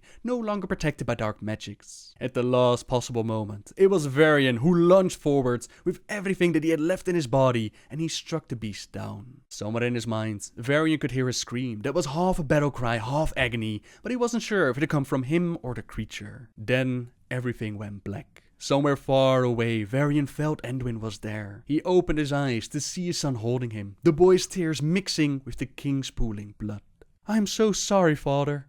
Anduin managed through his tears. Varian opened his eyes again and tried to smile. "No, it is I who am sorry, for not seeing earlier what you are, what you've always been. I am so proud that you are my son." Varian reached up with his bloody hand to touch the boy's smeared cheek. "Do not mourn for me, Anduin. This has always been my fate. Do not let it be yours." "No, this is not how it ends," he shook the king. "Do you hear me, father? A Rin prince will not again watch the loved one die before him. This is not our fate." Anduin screamed into the sky, and the clouds seemed to part in sympathy. The prince closed his eyes and slowly began to chant. At first, it was a soft and gentle sound, but as his voice rose in crescendo, it became a beautiful and powerful song. As the words came, his hands began to glow with light. Faint at first, then brighter and brighter, until it was competing even with the setting sun, bathing the entire cemetery in shadowless light of midday. The song reached a fever pitch, and the young priest lifted his eyes and voice to the heavens, calling to the very heart of the cosmos for a source of divine power. Suddenly, liquid rays brighter than 1,000 suns burst from Anduin's fingertips, penetrating the king's body and painting everything in a brilliant yellow glow. Varian's entire being was rocked by an influx of pure light, and at the center of it all was Anduin, holding his father close, while a vortex of infinite beauty danced between them. Then, in sharp contrast to the intense swirling energy billowing all around, the prince began to speak with a melodious and gentle voice as he carefully laid his hands on the immobile king's forehead and quietly, peacefully began to pray. Now there's a bit of a discussion as to what exactly happened here. Some say that this is describing a massive healing spell or something like lay on hands, but I personally like to think that this is one of the few canon moments in which resurrection was actually used in the story. Anduin bringing his father back from the dead, breaking the tradition of the Rin child having to see the father die. Father and son went side by side through the cataclysm, but Varian himself didn't have a massive role to play as the story that focused more on Thrall and taking on Deathwing. Meanwhile, War Chief Garrosh was ready to carve out the world that he envisioned, with his next target being Theramore. He summoned his horde troops to lay siege upon Proudmoore City, to which bane he sent Petter Stormhoof to warn Jaina about the coming attack. He would not forsake his duties to the Horde, but he could also not live with himself if he didn't give it a fair warning, since she had been an ally in the past and had tried to do her best to form some sort of peace between the Alliance and the Horde. This didn't matter to Garrosh though. In fact, it actually helped him out, since his plan was to let Jaina get as many troops of the Alliance in as she could, which he could wipe out with one single strike. They'd stolen the focusing iris from the Blue Dragonflight and had the Blood Elves turn it into a mana bomb. Naturally, Varian and the Alliance, they sent in troops to support, even the Kirintor offered their aid, and Fedamore was hit hard from both outside and within. We're gonna turn this place into a sinkhole! Jaina Proudmoore saw her city and loved ones get destroyed by Garrosh and the Horde. The mage Ronin pushed her through a portal as he drew the bomb onto himself and into their magical wards to minimize the explosion. The one who had sacrificed so much to bring the Alliance and Horde closer together, she now saw all that she believed in swept away in the tides of war. No one can protect you. Kill the Proudmoore wench and bring me that bomb! Your people are despicable cowards, Orc. You're nothing more than rabid dogs, and you will be put down! Brave words, mage. I'll spit in your face when you beg for mercy. You spit on mercy? Then you will have none! You want carnage? Garrosh will get more blood than he ever bargained for! Fedamore was nothing but a crater, and the one peaceful Jaina, she's now out for blood. She picked up the focusing iris and she made her way to Stormwind to ask Varian for aid. By now, you could probably guess Varian's reaction. He told Jaina to calm down and not do anything rash. Wait, what? Varian Rin doesn't immediately call out for the orcs their heads? That's right, the High King of the Alliance, he's learned much in his time, and now the roles are reversed. Now it's Varian trying to make Jaina see reason. They will strike back at the Horde, but if they're going into World War, then they'll have to do it wisely. They've got to rebuild the fleet, they lost good people at Fedamore, which will take time to call back others from their post to fill their positions. The Horde has set up blockades around the entire continent, and they have to do this right, or else they'll just be throwing more lives away. I don't know what happened to you, Varian Rin, but you've turned into a coward. And you, Anduin, I'm sorry for my part in keeping you a gullible child. There's no hope for peace. There's no time for strategy. I have the ruination in my grasp. You're a fool for not seizing the chance. They spoke her name at once, father and son, so different but so oddly similar in how they stepped forward imploringly. She turned her back on both of them. Varian and Anduin talked long into the evening. The man who had once identified with Jaina's new attitude and the boy who quailed from it talked about what grief and loss could do to someone, talked about what war and violence as well could do. Even Anduin could see that they had to attack the Horde. They had shown them what they were willing to do, and they must prevent them from harming more innocent people, but they didn't have to do it with hate in their hearts. The king swelled with pride at his son's words. He had not expected such acceptance, reluctant though it was from Anduin. He was honestly surprised that he himself hadn't shared Jaina's feelings, and realized how far he had come from the man he had once been. He had made great progress, and perhaps one day would even be as wise as his son. For now though, the Alliance prepared their fleet, and Anduin, he had requested to stay within Stormwind until the fleet had sailed. After which, he would return to his studies with the Draenei. In the meantime, Jaina went on with her own plans, using the focusing iris to strike Orgrimmar hard and fast. They would no doubt be celebrating their victory, all gathered in one place, leaving them open for a tidal wave that Jaina was planning to release on all those inside. The men, women and children, all of Orgrimmar would die. She spent her days gathering the elemental force of water, who screamed out in protest. World Shaman Thrall, he heard them calling out to him, and together with the Blue Dragon Caligos, he was able to make Jaina see reason that this was not the way.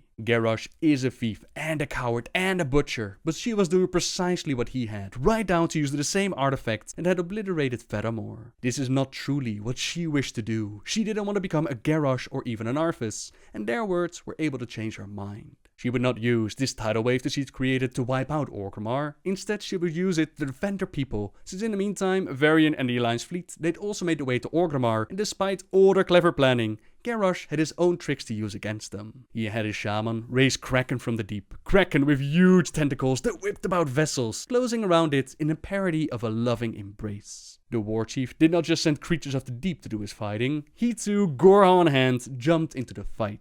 For the third time, Varian and Garrosh clashed their weapons, and 3 times too many for Garrosh's taste. This time, he would finish the job, kill Varian and all that he loved. He would march onto Stormwind, take his precious boy, slap him into chains, and parade him through Orgrimmar. He had fought to anger the King of Stormwind, that the human would explode in fury, fighting wildly instead of well. To his astonishment, Varian merely grinned, dodging the swing of the axe, measuring his next step.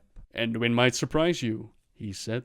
Even lovers of peace despise cowards. Their battle was once again interrupted, this time by a Kraken, and Varian saw that despite the Horde fleet being vastly outnumbered, Garrus's tactics of using the Kraken, it was doing insane amounts of damage to the fleet. They would have probably lost the whole fleet, was it not for Jaina riding on Caligos' back and sending her water elementals to save the fleet. She had not expected them to be there. She thought that they would focus on breaking the blockade at Darkshore or Feathermoon strongholds. If she had truly sent out her tidal wave, then she would have destroyed both Orgrimmar and the whole Alliance fleet. Luckily, that didn't happen, and Jaina was able to turn the tide of battle. She and the Alliance were able to defeat the Horde and reclaim Northwatch Hold. Jaina would move on to take up position as leader of the Kinator. She would replace Ronin, while Varian returned home to his city to rebuild their fleets and plan out the war. Garrosh was forced to call for the full retreat, bring his ships home from their blockades and lick his wounds. He could not believe that this had happened, but he wasn't ready to give up either, quite the opposite. He would simply escalate this war. It was no longer about just claiming Kalimdor. He wanted to see the Alliance wiped out and Rin dead at his feet. A war not for control of a single continent, but for the conquest of this very world. A war that would find its way into previously hidden lands, as Anduin's ship, presumably on its way to bring it back to the Draenei, it finds itself under fire and shipwrecks on the land of Pandaria. We've made a thorough inspection of the wreckage, Your Majesty. There is no sign of Admiral Taylor or his ship. 200 ships at my disposal, yet the one carrying my son goes missing. What of their last message? Show me whatever you have. We have been drawn off course. Horde air fleet. Many casualties. Shipwrecked on an uncharted isle. But the White Pawn is accounted for. Repeat, the White Pawn is safe. Anduin. Surprise attack! Requesting immediate, if anyone's received. Sir, the 7th Fleet has already been dispatched, but it could take weeks before it— There's no time to waste. We'll send a small elite force to secure this new land and bring back my son. An elite force, amongst them members of the SI7 and the players, including the Pandaren from the Wandering Isle, who've been recently accepted into the Alliance after kicking the crap out of Varian. They're sent out to recover Prince Anduin, while the rest of the fleet, they take a little bit longer to get there. Garrosh is informed about this new land, and he also sends his Horde forces in, but not to recover Anduin. Instead, he wants... Redirect the invasion fleet! General, you and your best veterans will pave our way. Storm the shore, and paint this new continent red! The war between the Alliance and Horde has made its way to Pandaria, and this is probably the worst place to fight it out, since the land is infected with a dark force known as the Shah. Our negative emotions, they empower the Shah, causing massive devastation to the land and all kinds of problems for the people of Pandaria. The Alliance does eventually track down Anduin, while also cleaning up the mess that we made, and 2 months later, Garrosh and his Horde forces, as well as Varian and the fleet, they finally arrive in Pandaria.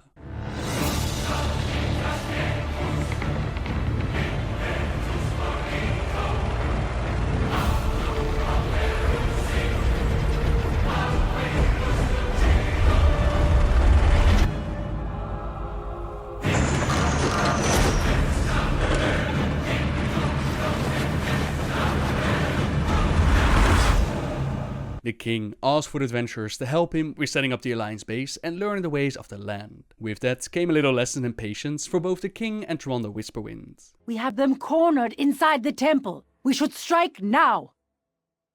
Things are rarely what they seem, Tyrande. And my son tells me this is a sacred place.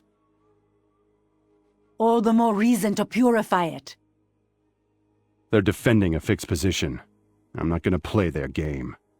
We'll draw them out. You are wasting precious time. You three are my eyes and ears. Fan out! Prepare a defense! A test. A trial of patience. Will the wolf behave as a warrior or a king?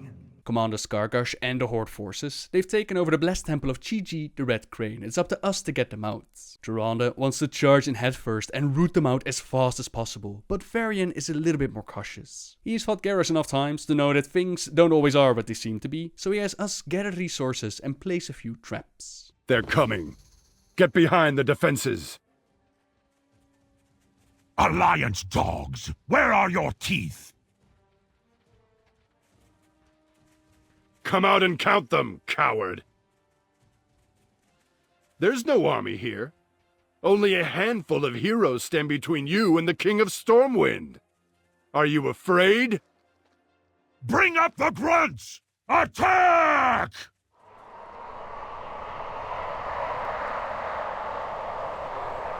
A massive force was ready to ambush us, but Varian, he's able to turn the tables, play on the orcs' sense of pride, and draw them right into our traps.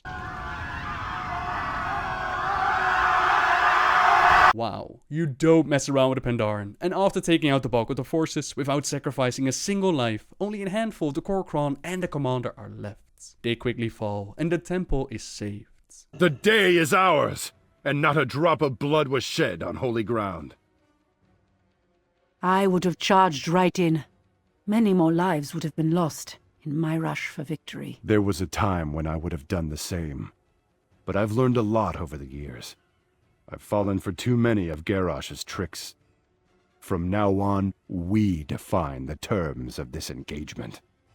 Tyrande, I may not be a politician, but I am a fighter. I know we can win this war. We need to stand together. You have to trust me. Know that I will do the right thing. If we act as one, we cannot fail. I see that now. Our strength is yours to command, High King. May this be the first of many victories. A sword is the weapon of a warrior, but patience is the weapon of kings. This day brings victory, but more difficult trials lie ahead. They do indeed, since throughout our questing, we figure out that Garrosh is after the Divine Bell, an ancient Mogu artifact used to harness the power of the Shah. Varian also tries to convince Jaina to use the Kirin as a weapon against the Horde, but despite what has happened with Fedamore, Jaina isn't willing. She has spent her time talking with Kil'jaeden about power and how it should be used. Every day I ask myself, what's the right thing to do? Anduin, you know more than anyone. It's important to separate the Horde from its people. The Sun Reavers still operate within this city. Alliance and Horde work together. As long as we stay above the war, then there's hope for the world as a whole. I see our city as a beacon of light showing the way. If we can trust one another here, then there's hope for the rest of the world. Their city could be a beacon of light, showing the way for all, but that mindset would soon enough change. The Alliance was able to track down the Divine Bell before the Horde got their hands on it, and they stored it within Darnassus so that its power could not be used. The Sun Reavers within the Kirin, they were then used by Garrosh to infiltrate Darnassus, steal the bell, and bring it back to Garrosh. Jaina finds out about this, and she's not happy to be betrayed from within once again. She gives the order to purge Dalaran without talking to Varian first, shattering his plans for the future. Jaina, what's happening in Dalaran? Has there been an attack? The Kirin was betrayed from within. I've handled the situation. How? I've purged the Horde from Dalaran. You have what you wanted, Your Majesty. The Kirin belongs to the Alliance. But you said that... I know what I said. My trust was misplaced. What of the Sin'dorei? The Sun Reavers? Those that surrendered are being taken to the Violet Hold. I make no guarantees about those who chose to fight. Jaina, you need to talk to me before you act. How I run the Kirin is my business. I was trying to negotiate with the Sin'dorei. I was opening discussions to bring them into the Alliance. By attacking their people, you forced their hand. They chose their own path. You've driven them back to the Horde. You're fooling yourself. Once Horde, always Horde. I see that now. I'm mobilizing the Kirin. Jaina, we've got to work together on this. The Alliance must act as one. Don't get soft on me, Varian. Meanwhile, Anduin goes about researching a way to stop Garrosh, and he finds out about a mallet created long ago by the Pandaren, which holds the power to turn the darkness of the Divine Bell into something good. His search leads to us freeing the Monkey King, earning his trust, finding the pieces, and restoring the Harmonic Mallet. With this weapon, the prince then confronts the war chief as he's testing out the Divine Bell on his soldiers, and Anduin actually has the balls to stop him in his tracks. But Garrosh, he isn't too happy with the prince. Your interference has cost me a great warrior, young prince. You'll pay with your life! That is where you are wrong, Garrosh.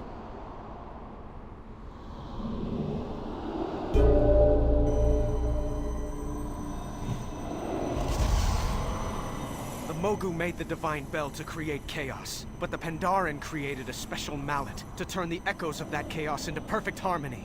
That mallet was hidden for thousands of years, until now. Die, whelp!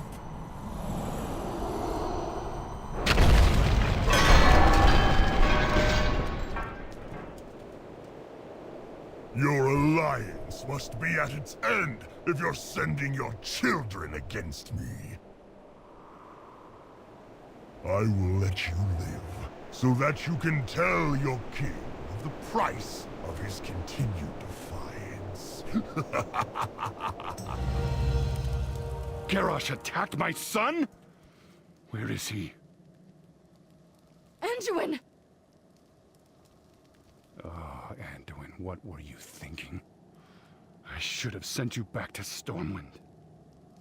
He's alive, but his bones are shattered. Send for Velen. Bring him here at once. My king, I promise you, the Kirin Tor will come down on Garrosh so hard his ancestors will reel. Blood will pay for blood! Jaina. I will end Garrosh for this. His horde already crumbles beneath him. We will deliver the final blow. Champion, you and Anduin thwarted the Warchief today, and won the Alliance a critical victory. But please, leave me now. I must tend to my son, and prepare for our next battle. Anduin will take some time to heal, while Garrosh's horde is already crumbling and has been doing so for quite some time. Not everyone within the horde agrees with the direction that he has taken. Several of them have already spoken out, especially when they saw the bombing of Fedamore, and taking the Divine Bell was not so much a choice as it was forced upon them, and then the troll leader Vol'jin, he was struck down by Garrosh's troops after speaking out. This led to the Darkspear Rebellion, in which Vol'jin, after healing from his wounds, he returned to lead the rebellion against Garrosh. The Alliance got word of this and made contact with Vol'jin, pledging their support in bringing down Warchief Garrosh. The Alliance fleet is being prepared for the Siege of Orgrimmar, while Varian, he is also looking for more troops for his campaign against the Horde. Once upon a time, moments ago in fact, a great king sought help from a trio of powerful dwarves, the Council of Three Hammers. The king's scouts had discovered that Zandalari trolls threatened the dwarven capital. Surely, the king thought, if he helped them with their troll problem, they would give him more troops for his campaign against the Horde. But what the king did not realize is that the dwarves did not trust one another. "We cannot help you," said the Bronzebeard dwarf. "For if we turn our back on the Dark Irons, they will defeat the Wildhammer and take over Ironforge." "We cannot help you," said the Wildhammer dwarf. "For if we turn our back on the Dark Irons, they will defeat the Bronzebeard and take over Ironforge." Oh, the king was furious. "If none of you help, then Ironforge will fall under siege." Only one dwarf offered to help the king. "We will lend you our strength," said Moira of the Dark Iron. "We will trust our dwarven brothers, and we will show them what loyalty means." And so Moira and the High King set out into the snow to save the city, leaving the others to think about their actions. From once being pulled out of her bed to now working together, how times can change, and in this scenario we find out that the Zandalari, they're kicking up a storm. This is perfect to cover up potential ambushes and bloody disaster. Now if we can stop the storm, then Moira will lead the Forge Guard to the top herself, so we do just that, and together we take out Hekima the Wise and we end the Zandalari threat to the Moreau. Well fought. I see the Dark Irons are as formidable as ever. That they are, King Varian. And at the service of the Alliance, I might add. For that I'm glad. The Bronzebeards and Wildhammers will regret not having been here to share in your glory. Better they're grateful for the clansmen spared death on this miserable hillock. We sought to protect and impress, not to shame. Well, you've done just that. Come, let us return to Ironforge and announce your victory to the Council. The High King, his champions, and the Dark Iron Dwarves worked together to save Ironforge. The other dwarven leaders were ashamed of their behavior and vowed never again to allow fear or distrust to cloud their judgment. And so it was a human king who helped to unite the dwarven clans so long divided. Free to trust one another, all three dwarven leaders pledged their full strength to the Alliance cause. Meanwhile, in the city of Orgrimmar, War Chief Garrosh Hellscream sent goblin dig teams all across the continent of Pandaria. He promised gold and riches to any who could discover for him the hidden secrets of this land. That failed Pandaria was such a dark and powerful energy. To my surprise, his people have found something, right here in the Sacred Vale. What will happen now? What happens now is that Garrosh has found the heart of the old god Y'Shaarj, which he then drops in the sacred waters of the Vale to empower it, causing a massive explosion and destruction to the land. It was time to siege Orgrimmar and kick Garrosh out of the mantle of War Chief. Both the Alliance and Horde Rebellion worked together on this, but at Bladefish Bay we discovered that Vol'jin's rebellion, they were unable to secure the bay. Warlord Zayla and their Dragonmaw, they're holding the shores, and we must take out their cannons before our ships can make landfall, so that's exactly what we do. You think you have won? We are orcs, pure of blood, commanded by the greatest war chief who ever lived. Your blood will fill this bay. Well done. Theramore. Landing parties, form up! Footmen to the front! The Dragonmaw are supporting the war chief. Yes, my scouts learned all about this one. Warlord Zayla.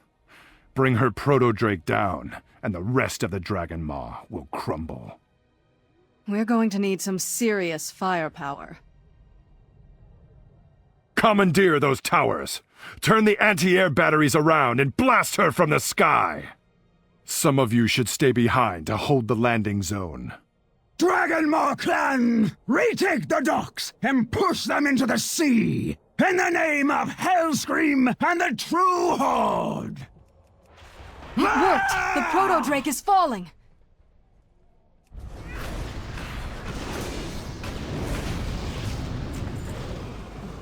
We've done it!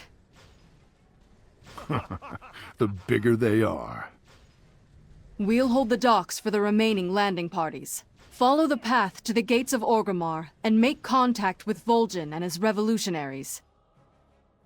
We'll see if he's managed to keep up his end of the bargain. The gates crumble, and our forces take on everything that Garrosh has to offer, from his dark shaman to his captured dinosaurs. Even the minions of the old gods are unable to hold us back, until finally, Garrosh is the only one left standing. He has a vision for his true horde, and will stop at nothing at making that vision a reality. But not even with the powers of an old god is he able to stop the combined might of the Alliance and the Horde, and the war chief is finally brought low.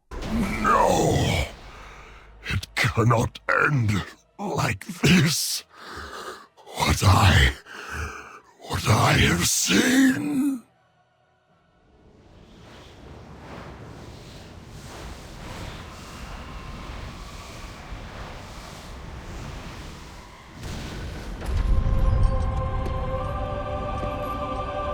You disappoint me, Garrosh. You are not worthy of your father's legacy. His punishment is not for you alone to decide. I won't let you take him. We have all suffered from his atrocities. My people, more than any other. Let him stand trial in Pandaria. There, we will mete out justice for all.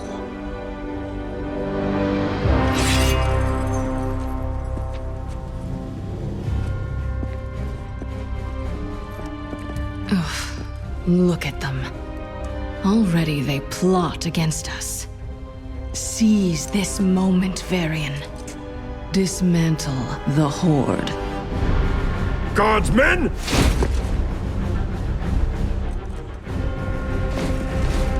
Father, What are you doing? What a king must do. I will speak to your war chief.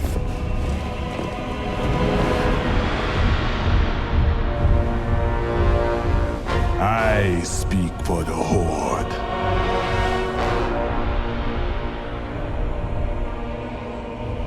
Very well. The Horde has committed heinous crimes, Vol'jin.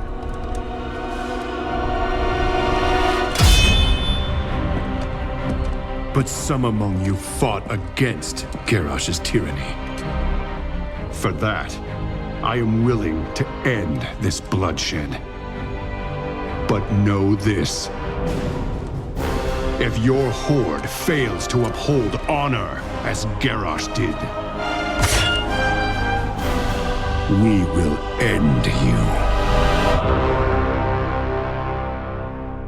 Despite working together for this very moment, when it came down to it, neither side was willing to let the other take the killing blow. Instead, they decide to place Garrosh on trial, while Varian speaks with the new war chief, namely Vol'jin, and they're willing to end the bloodshed. He explains that the desire to inflict more suffering on the Horde is one that he understands, but how many more Alliance will number among the dead if we invaded Thunderbluff, Azora and the Echo Isles, not to mention how we would cover the conquered people. Today we won justice and have given the Horde an opportunity to atone by supporting their rebellion. Further bloodshed would be for vengeance alone, and they would reap vengeance in return. He'd rather focus on winning the peace, station a garrison near Faramore, investigate cleansing the plague from Gilnean land so they can rebuild, and they must contain Sylvanas. From here on forward, the Alliance will be proactive. Never again can there be another the likes of Hellscream. Anduin of course agrees with his father and thinks that replacing a warmonger with a leader that they can work with, that is their only chance for peace in the future. While Jaina, she is the complete opposite. She believes Rin will rue the day that he allowed the Horde to name another war chief. We should have kept fighting.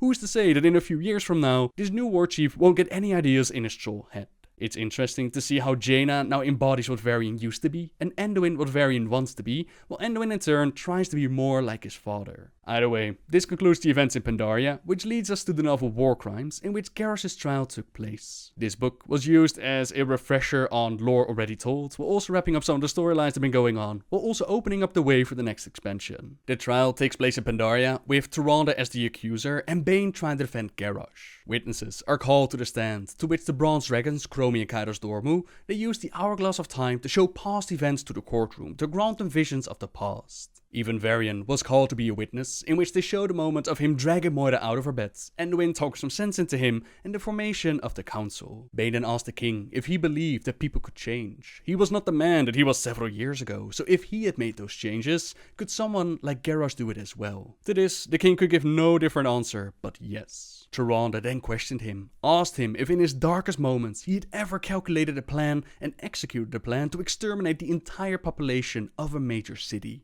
No, replied Varian, to which Tyrande turned around and proclaimed that, while King Varian may indeed have dealt with similar challenges, like Garrosh and, he is not, has not been, and will never be the same as Garrosh Hellscream. Remember how during the Wrath of the Lich King period, these two were so very similar, and now look at the path that both of them have walked. Varian kept an open mind and listened to those around him, and yes, he also underwent the ritual to regain control, while Garrosh surrounded himself with people that followed his ideas of the world, and anyone that disagreed with him, that one was either cast out or struck down. Now there is a fair bit to say about Garrosh and the path that he followed and the people around him, but perhaps that's a subject for another day. For now, let's focus on this story. The trial reached its end, but the verdict didn't matter, since the Black Dragon Rephion and the Bronze Dragon Kairos Dormu, they worked together on setting Garrosh free. Rephion had seen a vision of the Legion returning to Azeroth, and he wanted nothing more than to secure the future of the planet and keep it safe. You were there! Is it true, then, what happened in Orgrimmar? That fool king! I did everything in my power. The whole world was his. He needed only seize it.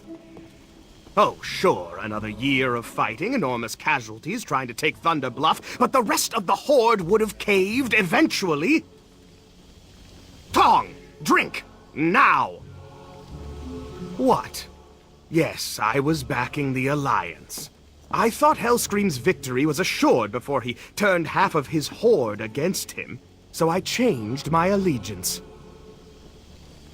Oh, don't look so surprised. I'm a black dragon. My loyalties are my own. But that idiot Rin, High King indeed. Why did he allow another war chief? He could have united the world under the Alliance banner. What a fool I was to trust his ambition. Should have taken over the throne room myself, like Auntie Onyxia. Get things done! And now they decided to take Garrosh back in time, around 35 years from our perspective, to an alternate reality. In a reality where the orcs were just about to drink the demon blood offered by Kil'jaeden and the Legion. With Warlord Zela, who had survived the Siege of Orgrimmar, and the Infinite Dragonflight attacking the temple, Kairos and Garrosh, they used the Hourglass of Time and they made their escape. The attack was repelled, and Zela called to retreat as she realized that the mission of setting Garrosh free was accomplished, but Refion's plans didn't go exactly as planned. Garrosh had not learned a thing over the years. He had no intention of leading this alternate horde in the defense of Azeroth. Instead, he murdered Kairos and he formed the Iron Horde, not to defend Azeroth, but to attack it.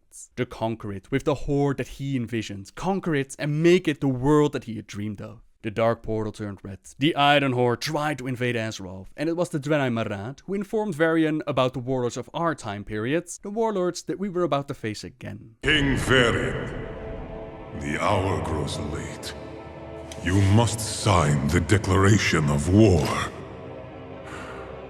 I was just a child when my father rushed to confront this same evil. He didn't understand these warlords at all. That mistake cost him his life, and brought this kingdom to ruin. You are not your father. I know. But how can I succeed where he failed? You can start by trusting my counsel. I have faced them before. On Draenor, you were there. All those years ago. Yes. Believe me, they are not invincible. Then tell me of them, Marad. Tell me everything. Very well. Marad informs the king of what he knows about the warlords, namely Karkov Bladefist, Gromar's Hellscream, Duratan and Kil'jaeden. Last but not least, he explains his own history with the Horde and why he so desperately wants to fight them. You now know their leaders. You know what forged them into the monstrosities they have become. Put your seal on that order, and I will be the first to answer the call. Why are you so eager for this fight, Marad? For a paladin, you seem as bloodthirsty as the enemy. It is not blood I seek. When you look at me, what do you see? I see a paragon, a champion of the light. What you cannot see is the burden I carry each day. He was there when the orcs assaulted Shafraf City, and he was ordered to take the refugees to safety. Instead of fulfilling this mission, he let the burning desire for revenge take hold, as he left the refugees to find their own way out of there, so he could go back and murder some orcs. Satisfied with the killing, he went back to search for the refugees, but he found all of them dead on the streets. The light that he had promised would be with them had forsaken them instead, just as he had. I know I may not return. But if there is even the barest chance of preventing the atrocities I witnessed from happening again, then I offer myself gladly. We are all haunted by the past, Marad. Few of us ever get the opportunity to change it. Summon our champions! Make ready for war!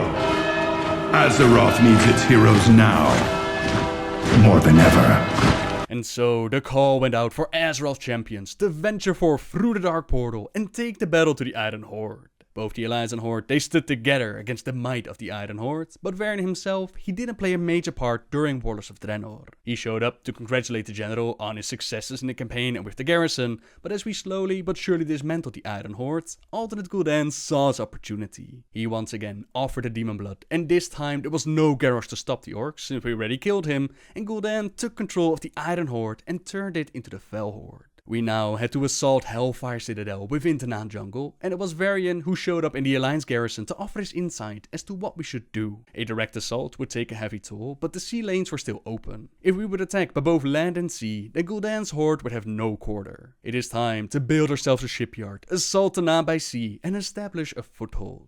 Serve. Everything rests upon your shoulders, Commander. Build us a navy so we can assault Gul'dan from all sides. Good luck. We did just that. We ventured forth into Tanaan Jungle, assaulted Hellfire Citadel itself, and we brought down anything and everything that Gul'dan had in store. Not even Archimonde himself was strong enough to take us out, and we liberated Draenor from Legion's influence.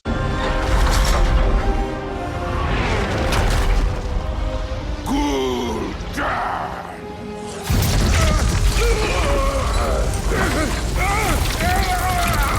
You made a pact.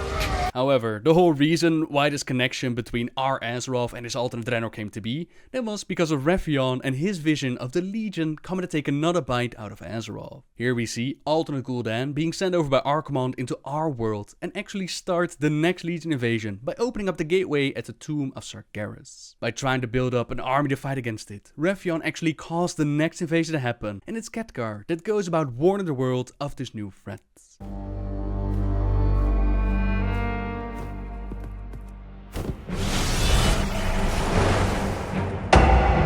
The Burning Legion has returned. My son.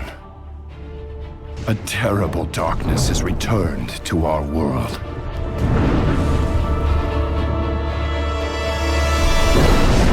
As before, it seeks to annihilate everything that we hold dear. I go to face it, knowing I may not return.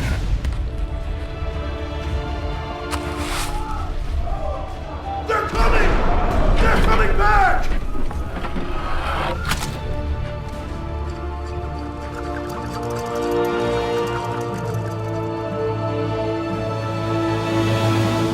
All my life I have lived by the sword. I've seen kingdoms burn, and watched brave heroes die in vain.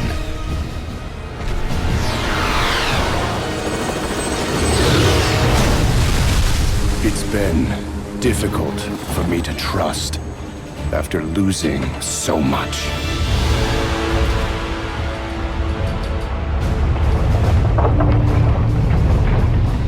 But from you, I have learned patience, tolerance, and faith.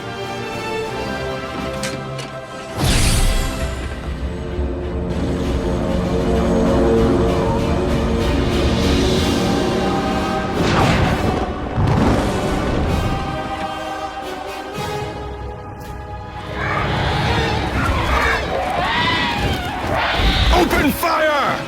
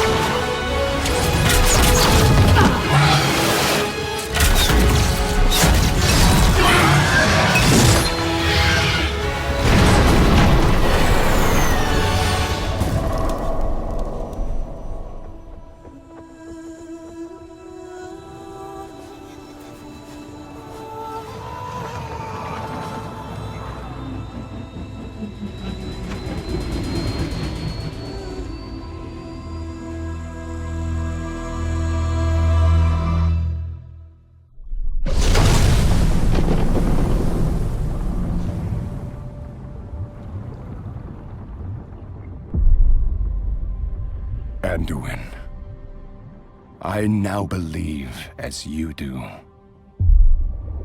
that peace is the noblest aspiration.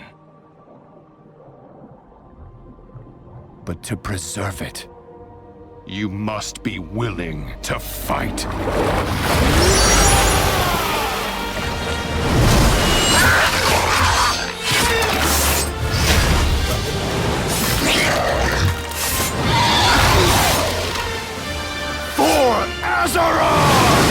Where during Mr. Pandaria, heroes were sent out with the initial strike force, now it's actually Varian who's leading the Alliance attack, while Sylvanas Windrunner is leading the Horde. The High King has learned much in his time, and he's able to trust and work together with the Horde, while the rest of our forces join them as soon as possible. On the Broken Shore, we battled our way through ranks upon ranks of demons, trying to get to the source of the invasion and stop it before it could spread even further. Tyrion Fordring was taken out by Croesus, but by working together, the Alliance and Horde are able to force the demon to retreat, and it's time for the final confrontation. We'll take the ridge and cover your flank.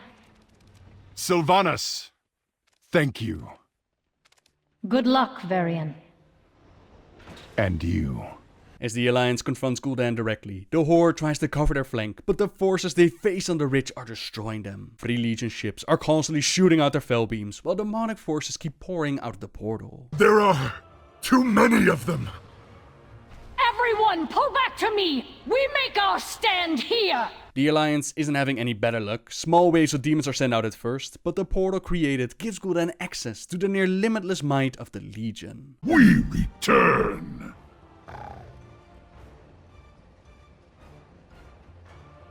To conquer this puny world. And burn it to a husk. This is a Legion invasion, unlike any that we've seen before, and although the Alliance forces seem to be vastly outnumbered, Varian still thinks that a victory is possible. He calls out the orders, but up above, Sylvanas and the Horde, they have a better view of the battle that's going on down below, and they're unable to hold their ground.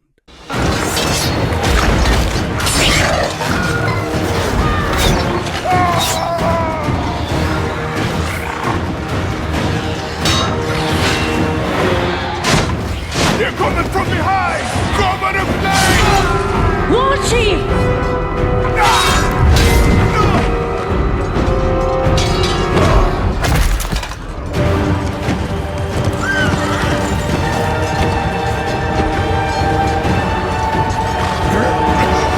Do not let the Horde die this day. Victory is ours! Hold fast! Mercator! We finish this now! Call in the gunship! Way ahead of you, sir! Transangulating our positions right now! Get it! Get it! My lord! Push forward!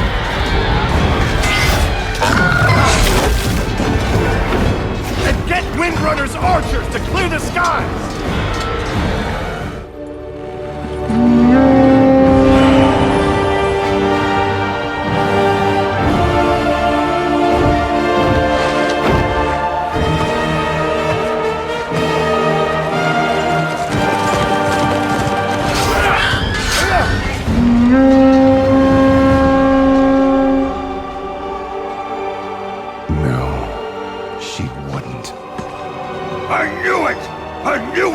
Trust her!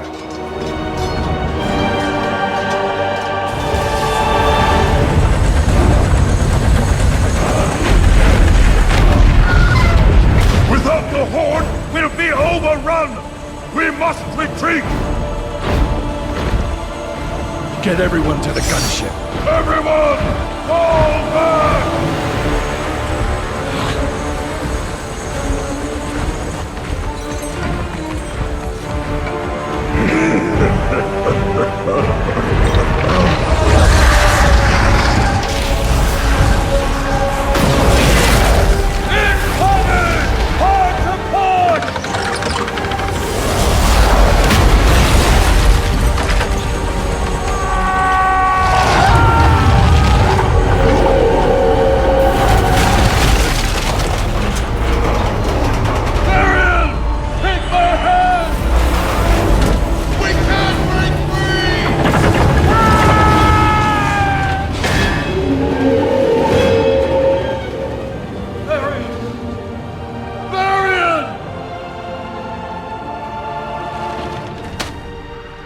Take this to my son.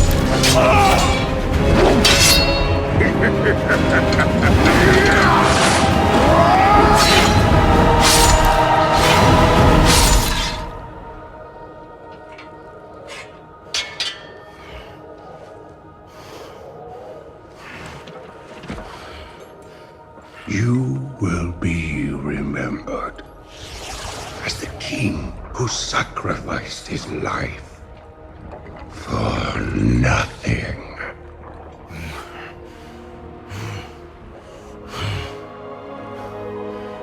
For the Alliance.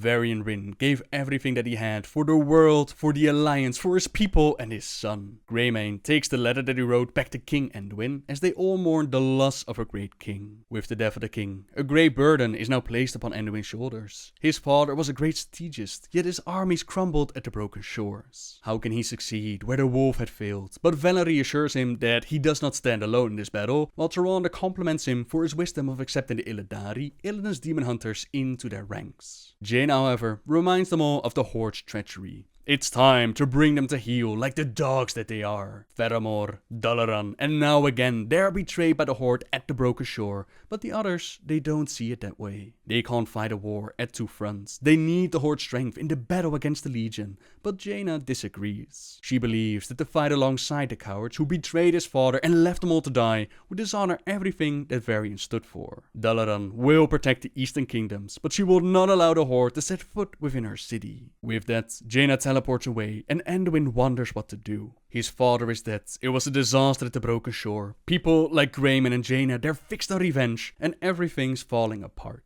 What happens next is a story still being told, but Anduin is the son of the wolf, the son of Logash, High King Varian Rin, champion of Goldrin. Like Goldrin during the War of the Ancients, Varian also died to numerous amounts of demons, and legends say that Logash's unyielding will and sheer ferocity, it enabled him to push through the boundaries of the afterlife to aid his people.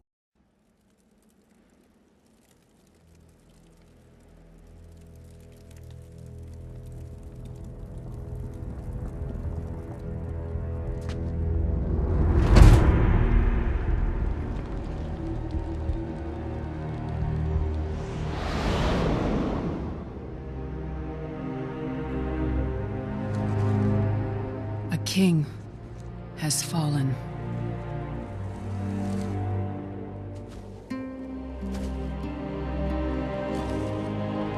A father.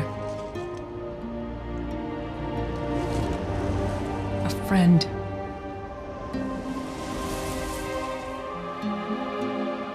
A warrior.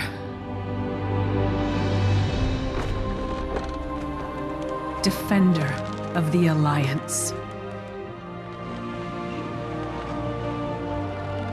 He was a beacon of hope.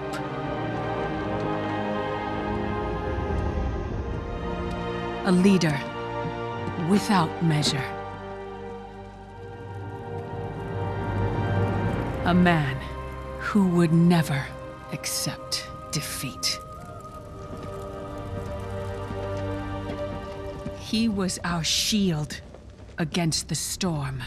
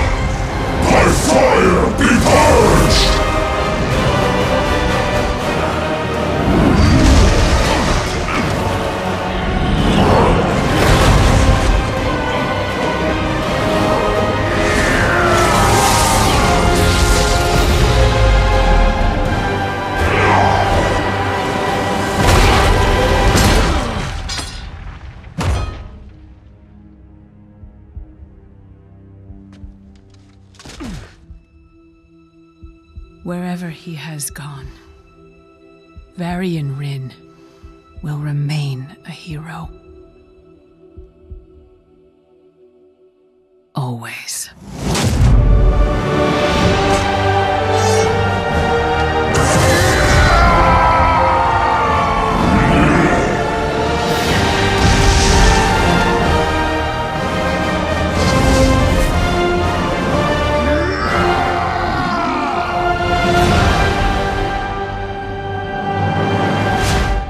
With Shadowlands having us deal with a whole bunch of undeath, afterlife, and of course the Lich King, one's mind wanders back to the days of Wrath the Lich King, where Tirion Fordring played a prominent role in the salvation of the worlds. This mighty paladin was one of the first to join the Order of the Silver Hand, way back during the Horde's first invasion of Azeroth. By this time, Stormwind had fallen. Its survivors had fled to the lands of Lordaeron, where Anduin Lothar, together with others, they rallied the nations to band together and form the Alliance of Lordaeron to stand against this alien threat, fight for the very sake of the world. Having Lordaeron unite, it was great and all, but some of them were rivals of each other. Some of them were not instantly bonding with each other and fighting together.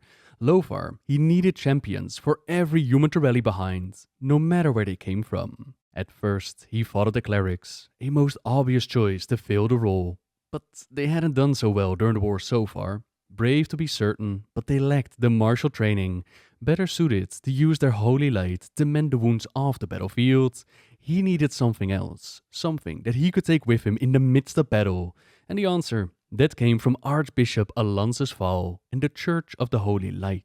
Fall proposed to form a new order, one that would represent the best qualities of humanity. It would comprise of soldiers who were skilled not only in wielding the light, but also in leadership and the arts of traditional warfare. His students would become the first of the paladins, and the ones to step up first and embrace these new teachings. They were Turallion, Seidan Dafrohan, Uther, Gavanrat the Dire, and of course Tirion Fordring, a knight renowned for his zeal and resilience. The city of Stratholme would later serve as the paladins' base of operations. Yet for the time being, Lothar he kept them close, ordering them to travel alongside the main Alliance army. Day and night, the holy warriors were trained vigorously.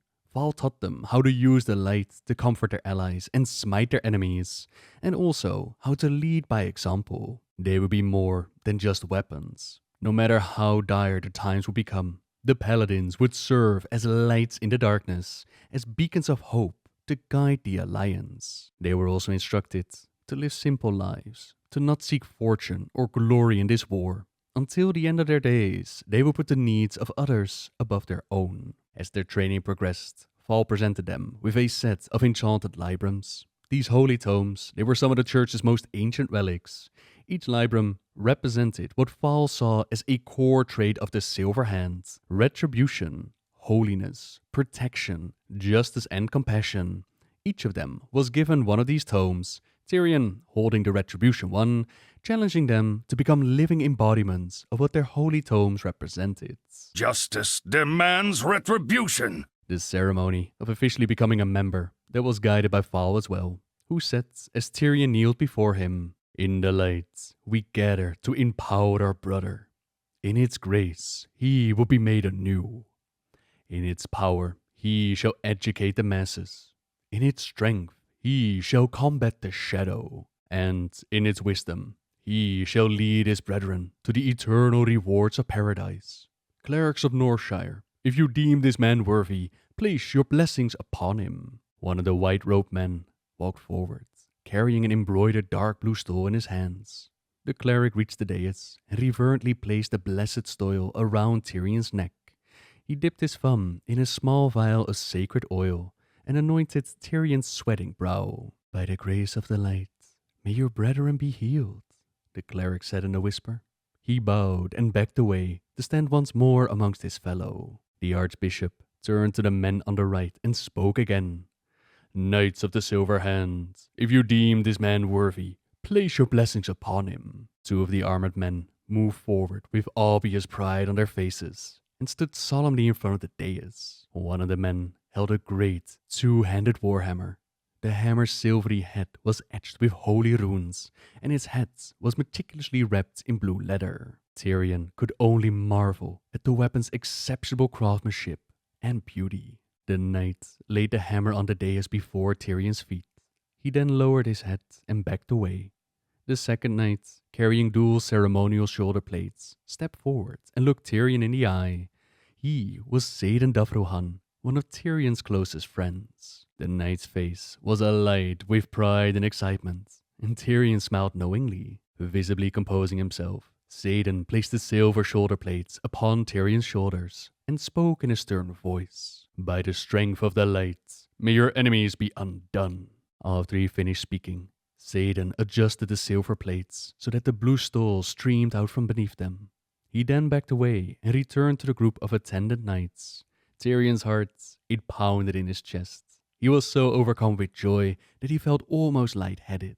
The archbishop strode forward once again and placed his hand upon Tyrion's head. "Arise and be recognized," he said, and Tyrion got to his feet and marveled at the sheer magnitude of the honor being bestowed upon him. The archbishop leveled his gaze at Tyrion, then read aloud from the book. "Do you, Tyrion Fordring, vow to uphold the honor and codes of the Order of the Silver Hand?" "I do," Tyrion replied earnestly. "Do you vow to walk in the grace of the light and spread its wisdom to your fellow man?" "I do." "Do you vow to vanquish evil wherever it be found and protect the weak and innocent with your very life?" Tyrion swallowed hard and nodded while saying, "By my blood and honor, I do." He exhaled softly, overcome with emotion. The archbishop closed the book and walked back towards the center of the altar. Turning to face the entire assembly, the archbishop said, "Brothers, you who have gathered here to bear witness, raise your hands and let the light illuminate this man." Each of the clerics and knights raised their right hands and pointed towards Tyrion. To Tyrion's amazement, their hands began to glow with a soft, golden radiance. He supposed that, in the excitement of the moment, his eyes were playing tricks on him. Yet as he watched in wonder, the sunlight that poured in from above began to move slowly across the floor. As if in response to the assembly's command, the light came to rest upon Tyrion himself. Partially blinded by the intense radiance, Tyrion felt his body warmed and energized by its holy power. Every fiber of his being was ignited by divine fire. He could sense life-giving energies flowing through his limbs, energies enough to heal any wounds or cure any disease. He mused that these energies were enough to burn even the souls of the accursed denizens of the shadow. Despite himself, he shuddered involuntarily. Ablaze with hope and joy, Tyrion knelt down and took hold of the mighty hammer, the symbol of his holy appointment and station. With joyous tears streaming down his face, he raised his head and looked towards the archbishop, who smiled warmly back at him. "Arise, Tyrion Fordring, paladin defender of Lordaeron. Welcome to the Order of the Silver Hand." The paladins finished their training successfully And a good thing too, as the Hordes, they'd also added a new kind of champion amongst their ranks. The Death Knights, created by Kil'jaeden. Their dark energies, it stunned the human army, inflicting pain and terror on their enemies. The mere sight of the Death Knights, it horrified the humans, and the Alliance lines began to crumble. This dark force, it might have been too much to handle. Was it not for those shiny and holy paladins? With the light on their sides, they struck down the reanimated human corpses, mended the wounds, and eased their fearful hearts. With the paladins at their sides, and betrayal within the Hordes, the Alliance of Lordaeron, it was eventually able to defeat the Hordes, push them back through the Dark Portal, or make them hide away on the planets. Those orcs that had surrendered, they were placed within internment camps. And while the Hordes, they would come back for the second invasion, the Alliance, they once again held its ground, and the alien orcish Hordes, it did not conquer their worlds. Now this betrayal amongst the Hordes, it might give an indication that not all were down with what's going on amongst their ranks. There was demon blood, there was fell magic, corruption by the Burning Legion. The orcs, they were not always these bloodthirsty monsters that came storming through the Dark Portal. Some of them, they decided that they had enough of the fighting, and they just wanted to live out their days in peace. There would be orcs like Eitrigg. But that doesn't mean that the Alliance all of a sudden saw the orcs differently. To them, all orcs were vile and corrupt. Any found were to be imprisoned or executed on the spot. By this time, Tyrion is around the age of 50 years old, and now the governor of the prosperous Alliance territory of Hearthglen, a large forested region nestled at the crossroads between the towering Alterac Mountains and the mist-shrouded shores of Darrowmere Lake. He was respected for his deeds amongst the Alliance, but also as a just governor, and his name and deeds, they were honored throughout the kingdom of Lordaeron. His great keep, Mernehold, it was the center of commerce and trade for the bustling region. The citizens of Hearthglen took great pride in the fact that the keep's mighty walls, it had never fallen to invaders, even during the darkest days of the orcish invasion of Lordaeron. But reports are spreading about the Horde reforming. This is around the time where Thrall had escaped from his internment camp and is indeed busy reforming the Horde. Not to conquer the world as the Horde of old, but instead to free his people from their imprisonment and carve out a piece of the land to call it home. But of course, the Alliance didn't know this, and reports of his actions, they were spreading like wildfire. So the Alliance, they were a bit on edge as it was, fearing another war, and wouldn't you know it, Tyrion, he actually runs into Eitrigg, who's been hanging out in his lands, just minding his own business and staying out of sight. Naturally, the human and orc they fight, Tyrion slicing Eitrigg's thigh, forcing him to the ground. Instead of pushing the attack and maybe take his life, Tyrion, he backed off and slowly motioned for the creature to rise. The orc blinked in astonishment. Tyrion, he was a paladin, a knight of the Silver Hands, and to him, butchering a fallen foe in the midst of single combat, it was unquestionably dishonorable. The holy code of his order demanded that he gives the orc a reprieve. They stood for a moment, facing each other with eyes locked. The orc straightened slightly and raised his clenched fist to his heart. A salute, Tyrion realized. And now it was Tyrion's turn to blink in disbelief. Certainly, no savage orc had ever saluted him before. He conceded that perhaps there was more to the fierce creature than he would have guessed. Nevertheless, it was still his enemy. He nodded to the orc in understanding and raised his sword again. Their clash of steel, it became so intense that the building around him collapsed.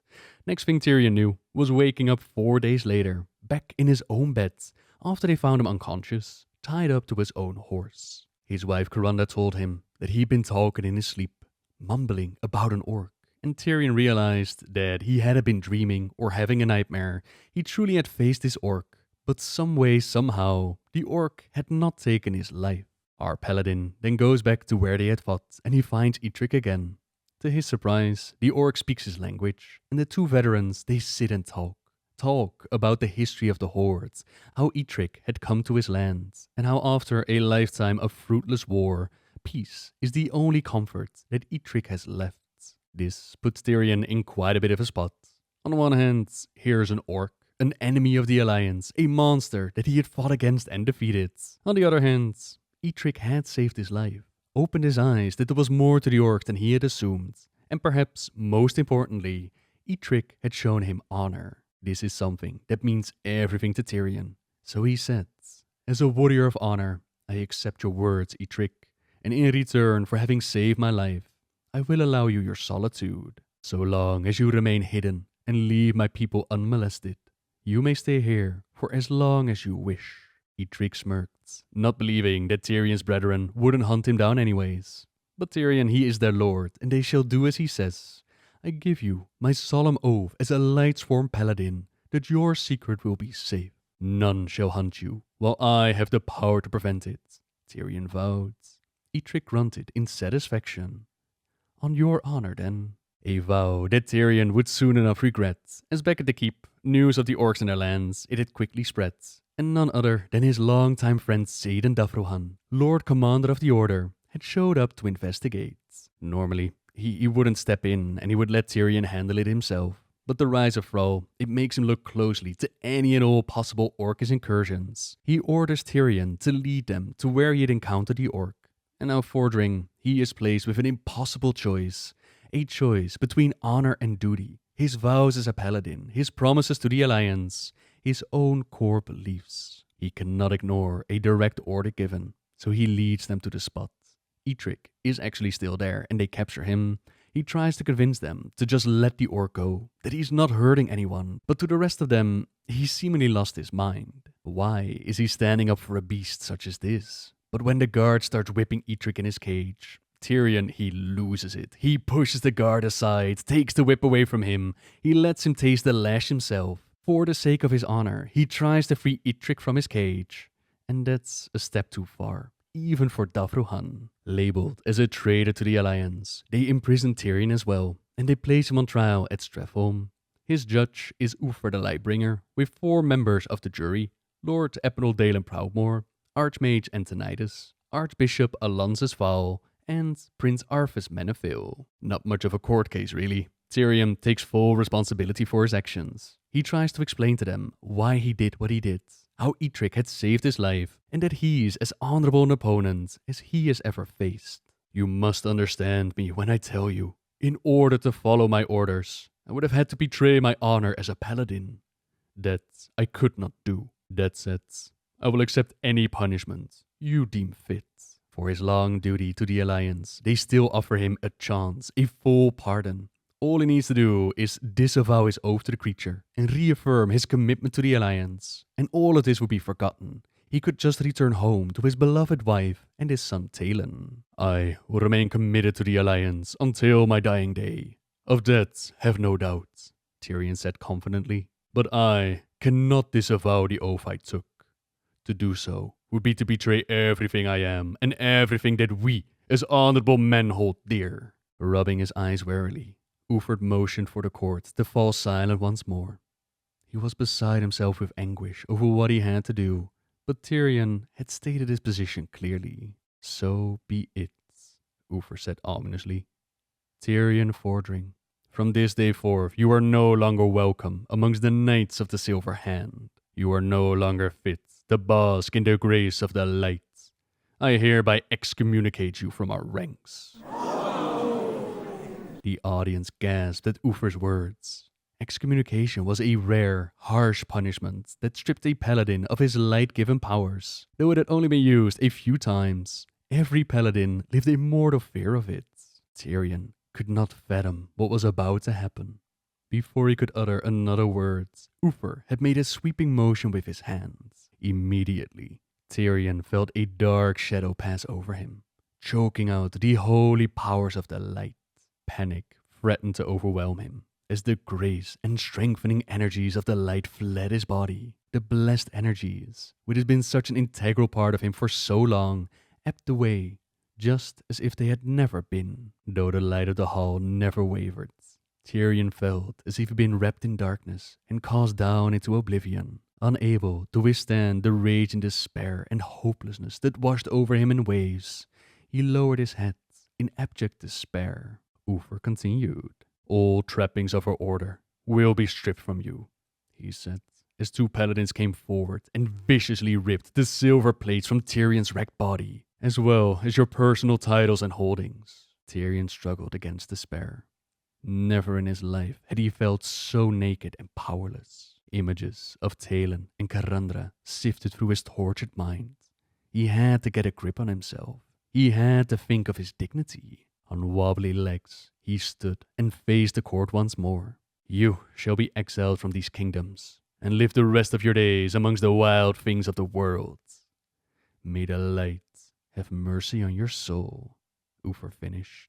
The crime was Tyrion's, so his family did not share his punishment, while Karanda told him that, while she had remained at his side through all these years, this time the price of his honor, it was simply too much. She and Talon were going to stay in Hearthglen, and Tyrion felt as if his life no longer had any meaning. Losing the light, it was devastating enough. He didn't know if he could bear losing them as well. Before his exile began, the paladin spent his night writing his son a letter, placing it under his pillow for when the day came that he was old enough to perhaps understand why he did what he did. Perhaps somehow he'll look back on his father's deeds and be proud.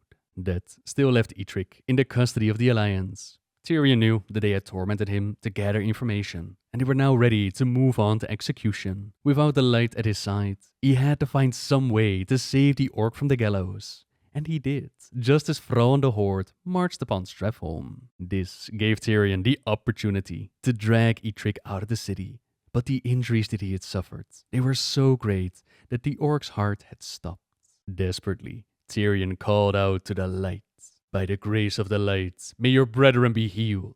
The phrase wafted through his mind repeatedly as he reached deep for the power that lurked somewhere within his spirits. In its grace, he will be made anew. The light could not be taken from him, he insisted. Men could strip him of his armor and titles. They could take away his home and his wealth, but the light, it would always be within him. It had to be. Slowly, Tyrion felt a searing heat rising within his body.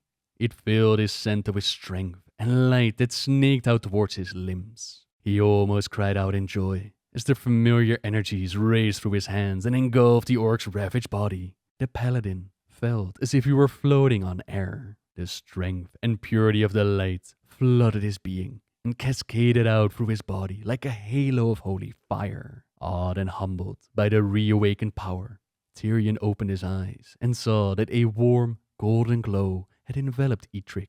He watched in amazement as the bruises on the orc's body healed before his very eyes. Even the infection on the orc's leg sealed up as if it never been. The soothing energy subsided, and Tyrion dropped to the ground in exhaustion. He'd been right. Uther was not able to rip his connection from the light. And lore-wise, as far as I know, there's only been one instance where that has actually happened. We'll talk about that moment real soon. And here we see the light responding to Tyrion's conviction. Eitrigg's life is saved by the paladin. His honor and vow are intact. To which Thrall shows up. The Horde were actually here to pick up Eitrigg, add the legendary orc to their ranks. The warchief of the Horde, he makes sure that his warriors do not harm Tyrion. And before he leaves, Eitrigg turns around and tells Tyrion, "We are both bound by blood and honor, brother. I will not forget you." Sadly, Eitrigg and Tyrion, they never really had a whole lot of moments or story in-game together. But of course, exile would not be the end of Tyrion Fordring's story. While living in the wilds, Azeroth it kept on turning. Dark schemes from the cold lands of Northrend. They placed young Prince Arthas Menethil on a road to damnation, guided by the invisible hands of the Lich King. We saw Kel'Thuzad spread the plague across the lands of Lordaeron. This was a plague designed to not only kill its citizens, but also turn them into the undead scourge. Arthas became so zealous in his mission that he picked up the cursed Runeblade Frostmourne, which did give him his vengeance. He did get the kill that he desired, but it also cost him a piece of his soul, and now is serving the very thing that he had fought against. Back in Lordaeron, he murdered his own father, and the scourge spread out across the land. Kel'Thuzad, he was resurrected as a lich, and great heroes like Uther the Lightbringer or Gavinrad the Dire, they fell to this darkness. But not all hope was lost. We also saw great heroes rise up amongst the darkness. Heroes like Alexandros Mograine and his mighty blade the Ashbringer. The undead scourge that faced him on the battlefield, they literally turned to ash as Alexandros cleaved them down. A great threat to the scourge that had to be taken care of. And once more, manipulations would do the trick. As Said and Dafruhan, Mograine and others, they charged into Stratholme to cleanse it of the undead filth. Their party got separated from each other, and Dafruhan was cornered by the Dreadlord Balnazar.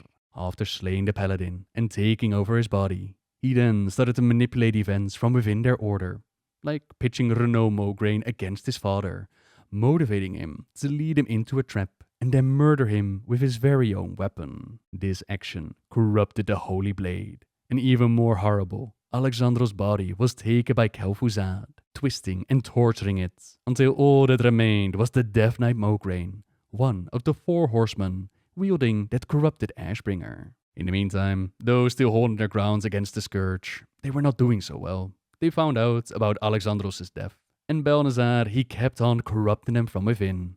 While some wanted to recruit help from different races to fight against the Scourge, others believed that the organization should remain pure. In light of this, some of the members decided to split up, whereas the Scarlet Crusade, they received Renaud Mograine as their first commander, placed there by Balnazar in disguise. Others, they formed the organization known as the Argent Dawn, and thankfully, Mograine, he had another son, the youngest, Darien, who teamed up with the Argent Dawn. He found out about his father. He entered Naxxramas, and he took him out. This act did indeed stop his father's physical form, but his spirit, it was still bound to the corrupted blade, and would know no rest. From the weapon, his father whispered to Darien to take him to Renaud. From the blade there rose his spirit, claiming delicious vengeance for what his son had done. The youngest of the Mograine family, he couldn't believe what had happened to his father, but the Scourge was still gathering more and more forces, and they were getting ready to assault Light's Hope Chapel. In a dream, Darien was told to seek out Tyrion if he wanted to find a way to save his father's soul. Tyrion, by now, he spent a fair few years in exile, watching his son grow up from a distance, and at first he had no desire to listen to Darien, but he changed his mind when Darien tells him that his father's soul is at stake. The entire tale seems disturbing and unbelievable, but Tyrion can sense that his soul is indeed trapped within the blade, and he tells Darien that if there's anything that might undo the corruption, it would be an act of love greater than the act of evil that corrupted the sword. Such an act is often the ultimate test of faith.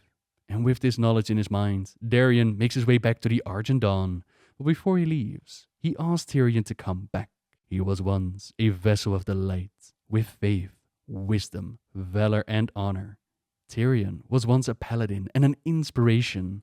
He could be a hero once more, but the decision is for Tyrion to make. Back at Light's Hope, Darien finds out that a massive Scourge army is making its way to the chapel. Beneath it, the Order has relocated 1,000 of the bravest souls from warriors, priests, paladins, champions of battles long past. They were all moved beneath the chapel to keep them away from the Scourge, to keep them away from being turned into their enemy. Kel'Thuzad and the Scourge, they know this. That is exactly why they want to take the chapel. And the Argent Dawn, they get ready to lay down their lives to defend their holy place. A massive battle erupts, one that not even Tyrion showing up can actually be turned around. Darien realizes what it is that he has to do, a strong act of love, the ultimate test of faith. His father had died due to betrayal. The only act that could free him was to make the ultimate sacrifice. And if Darien could free him, then perhaps Alexandros Mograine could save the Argent Dawn from annihilation. He took the corrupted Ashbringer and decided to impale himself upon it. Luckily, his path of reasoning was right, as this selfless act, it did more than just free his father. The souls interred beneath the chapel were also awakened. Alongside Alexandros, their vengeful fury, it laid waste to the invading Scourge. Light's Hope was indeed saved that day, but many had fallen to defend it. Some, including Darien, were recovered by the Scourge. Though he had saved his father's soul, he had now damned his own. Both Darien Mograine and the Ashbringer were now in the Scourge's hands. A new wielder for that corrupted blade. Someone that would make a return real soon. But first, Tyrion, he has his own son to worry about. His father might have been branded a traitor and exiled, but Talon never let go of his love for his father. The letter that was left behind, it stays with him all the way into adulthood. And when he follows in Tyrion's footsteps, also becomes a paladin of the Silver Hand. Tyrion, he makes sure that he's there, disguised and hidden, amazingly proud of what Talon had accomplished. As his father had hoped, he had taken his place as Lord of Merdenhold, but in a cruel twist of fate, he had also joined the ranks of the Scarlet Crusade, even became their High Lord. Not the best organization to be part of, not with someone like Balnazar pulling the strings behind the scenes. Heroes above the Alliance and Horde, they're asked to help Tyrion out, to remind Talon of what it is to be noble and honorable. A questline that I absolutely adored redoing in Classic, and many others did it as well, considering the amazing rewards that the quest gives. To pull on his heartstrings and to make Talon remember, we need to collect a few things. Talon's hammer, a toy that was given to him by Tyrion on his birthday. It's a miniature warhammer, an exact replica of the one that Tyrion wields. Karandra had told their son that Tyrion had died, taking him to a false grave at the Undercrofts, where Talon decided to bury the hammer, along with his memory forever. A symbol of lost honor, left behind in Northdale, where Talon had thrown the standard of the Order and renounced all that he had known. The boy, he had held out for as long as he could.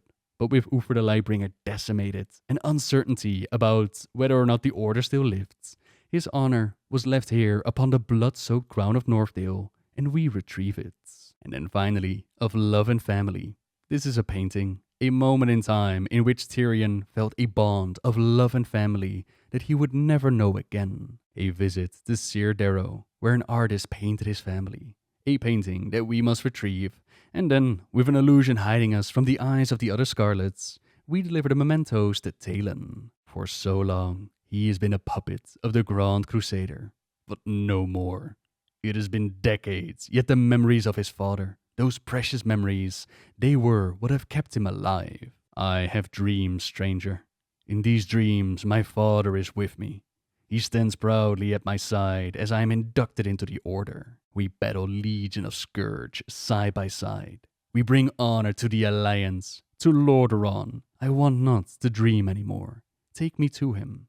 And we really try, but leaving the Scarlet Crusade isn't that easy. Despite his beautiful dreams, there's Grand Inquisitor Ysilian that's waiting for him, and he slays the child of Tyrion. Just moments before his father would have reached him, could finally hold his boy in his arms again.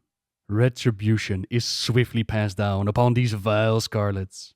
Look what they have done to my boy. Too long have I sat idle, gripped in this haze, this malice, lamenting on what could have been, what should have been. Your death will not have been in vain, Talon. A new order is born on this day. An order which will dedicate itself to extinguishing the evil that plagues this world. An evil that cannot hide behind politics and pleasantries. This I promise. This I vow. And we all know how serious Tyrion takes his vows, how much his honor means to him. He takes his place as High Lord of the new Order of the Silver Hand. Meanwhile, in Northrend, our old friend the Lich King, he is woken up, and the one that has caused so much damage to the lands of Lordaeron, he makes his return. The Lich King sets his eyes on Light's Hope Chapel, despite knowing full well that this is Holy Land. No matter, he is willing to sacrifice any of his forces, any of his Death Knights, to draw out the vaunted Tyrion Fordring, ending the threat before he could take a prominent role in defending Azeroth from the new war against the Scourge. And here we see the return of Daria Mograine. In a cruel twist of fate, he is now used to attack the chapel that he had given his life to defend. Stand down, Death Knights! We have lost. Have you learned nothing, boy? You have become all that your father fought against. Like that coward Arthas, you allowed yourself to be consumed by the darkness, feeding upon the misery of those you tortured and killed. Your master knows what lies beneath the chapel. It is why he dares not show his face. He sent you and your Death Knights to meet their doom, Darian. Save your breath, old man. It might be the last you ever draw. My son! Father! My dear, beautiful boy. What? Father, you have returned. You've been gone a long time, Father. I thought... Nothing could have kept me away from here, Darian. Not from my home and family. Father, I wish to join you in the war against the undead. I want to fight. I can sit idle no longer. My son, there will come a day when you will command the Ashbringer, and with it, mete out justice across this land. You will bring pride to our people, and Lordaeron will be a better place because of you. But, my son, that day is not today. Do not forget. Touching. He's mine now. You betrayed me. You betrayed us all, monster! Face the might of Mograine! Pathetic. You're a damned monster, Arthas. You were right, Fordring. I did send them in to die. Their lives are meaningless. But yours. Apocalypse! That day is not today. Tyrion!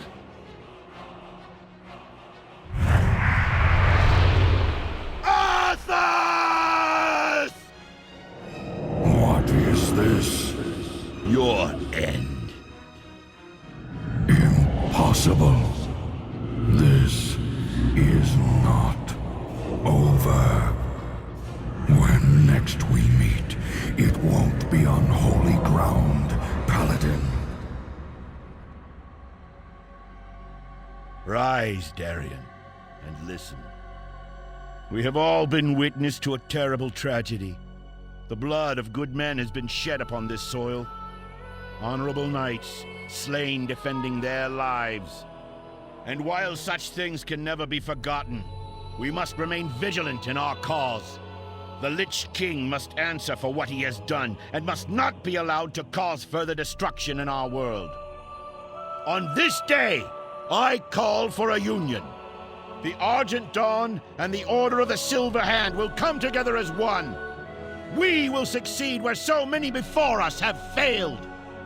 We will take the fight to Arthas, and we will tear down the walls of Icecrown.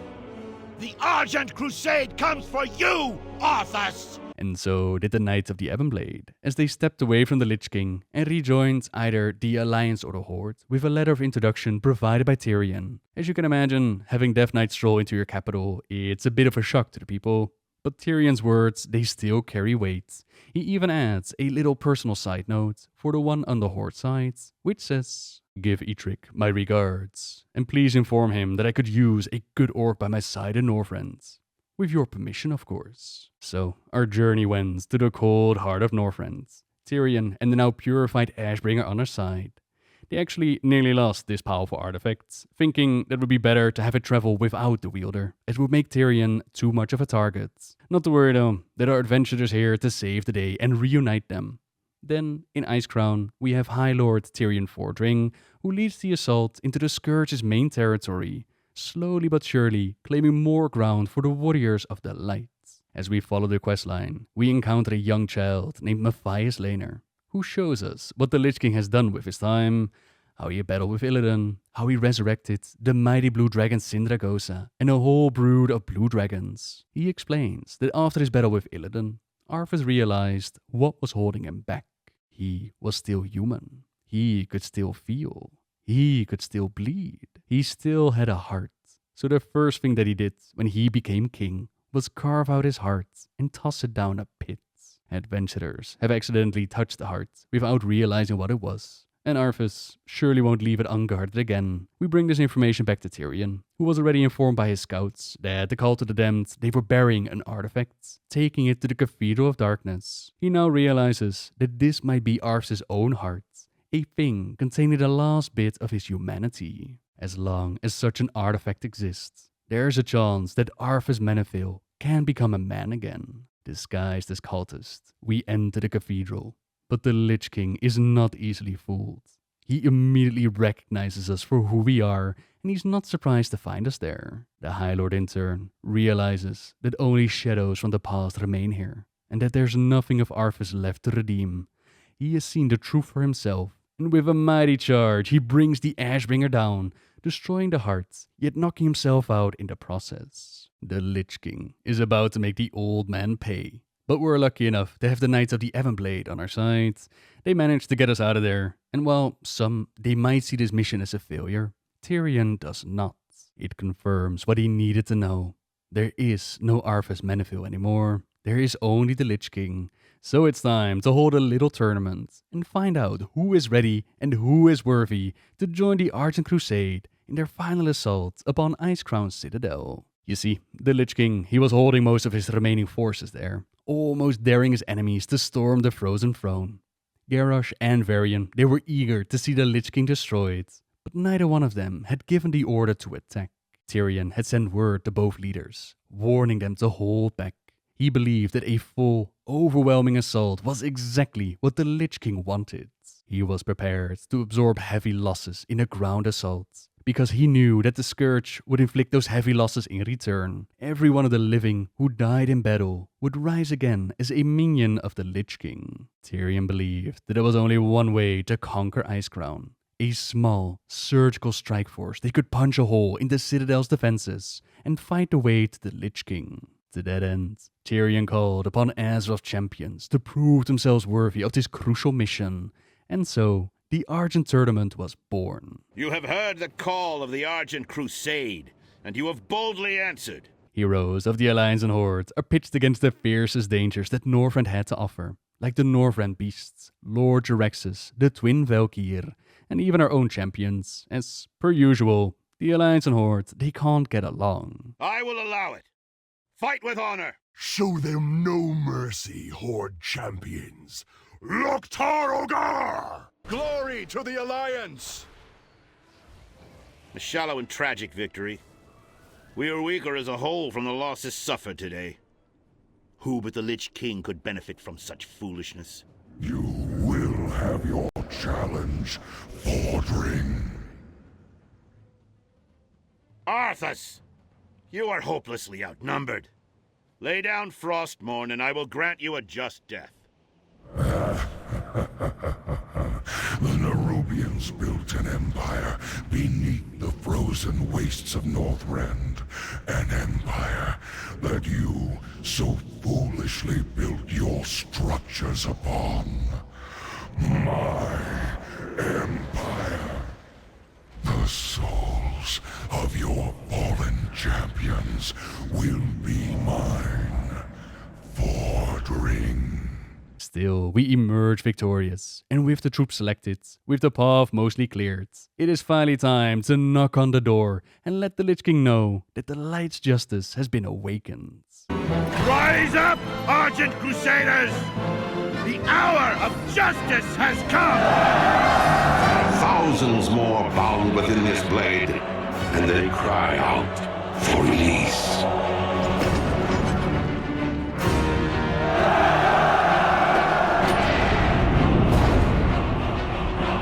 Look now to your defenses, my son, for the champions of justice gather at your gates.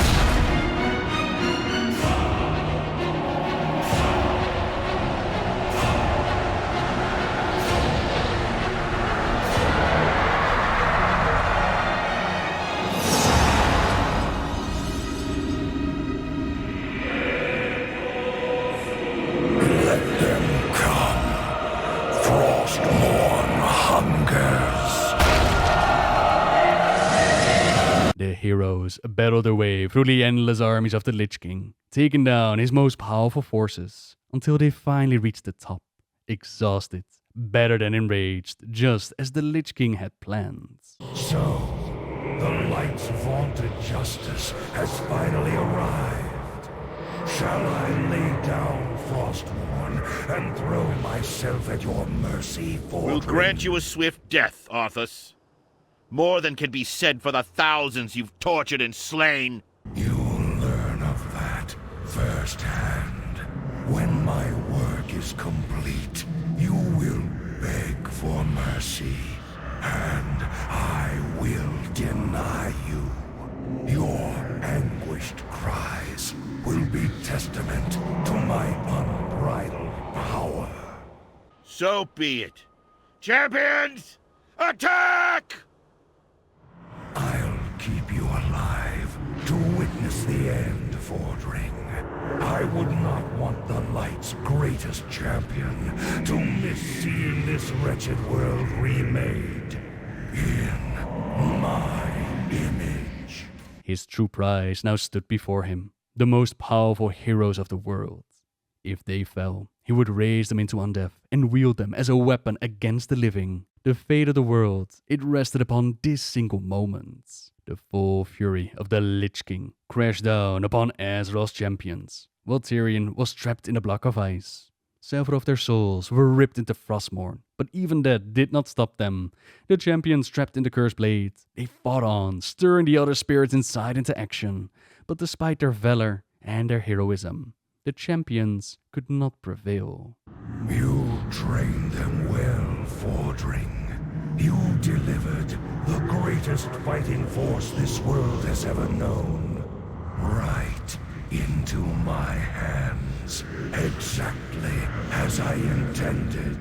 You shall be rewarded for your unwitting sacrifice. Watch now, as I raise them from the dead to become masters of the Scourge. They will shroud this world in chaos and destruction. Azeroth's fall will come at their hands, and you will be the first to die. I delight in the irony. Light, grant me one final blessing. Give me the strength to shatter these bonds.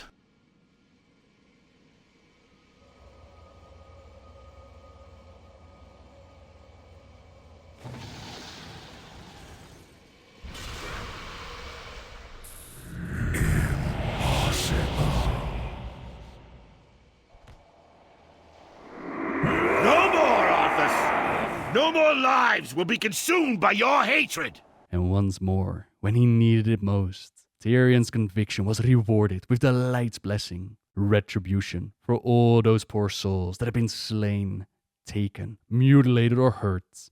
Arthas the Lich King is brought low, but as we find out, there must always be a Lich King.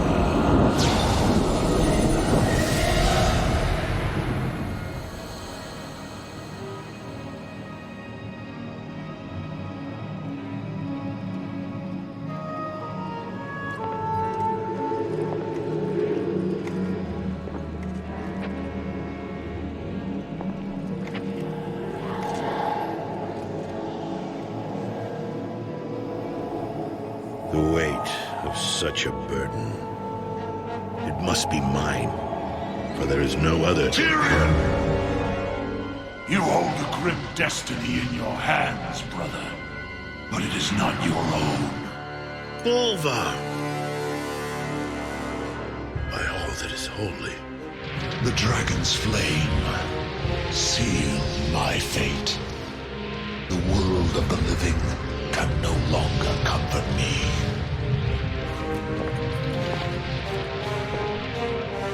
Place the crown upon my head, Tyrion. Forevermore, I will be the jailer of the damned. No, old friend. I cannot. Do it, Tyrion! You and these brave heroes have your own destinies to fulfill. This last act of service is mine.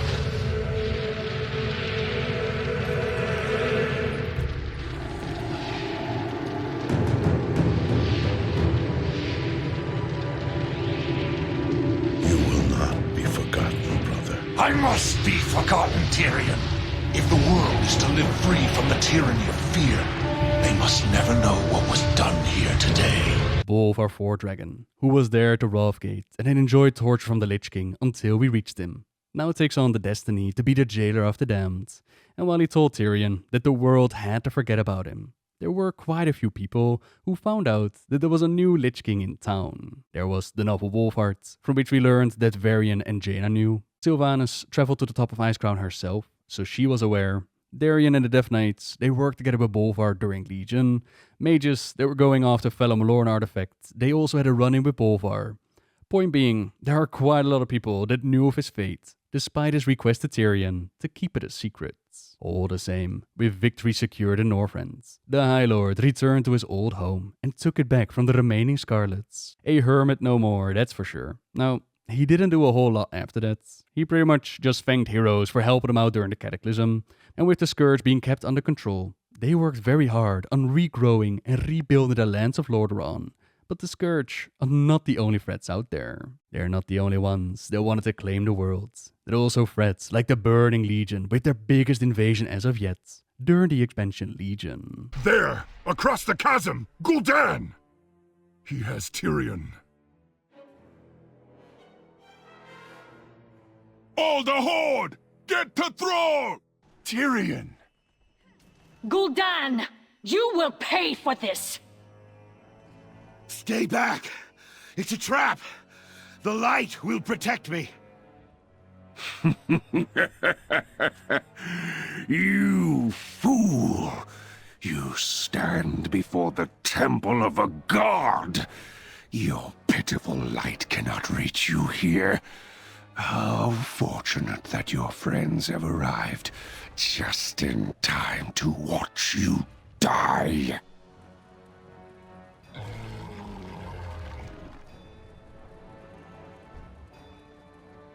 Destroy him!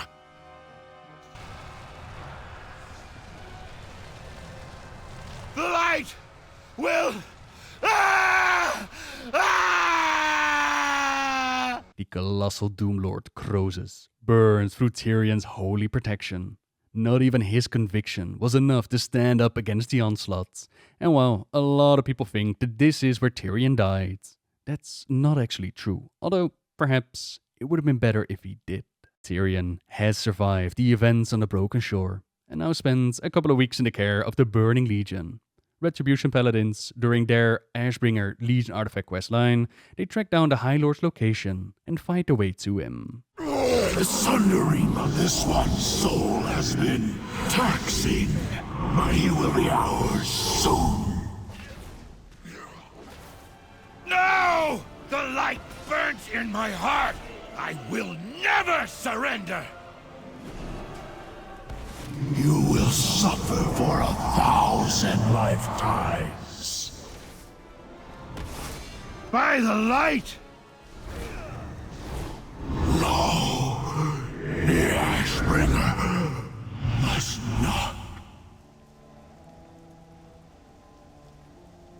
Tyrion!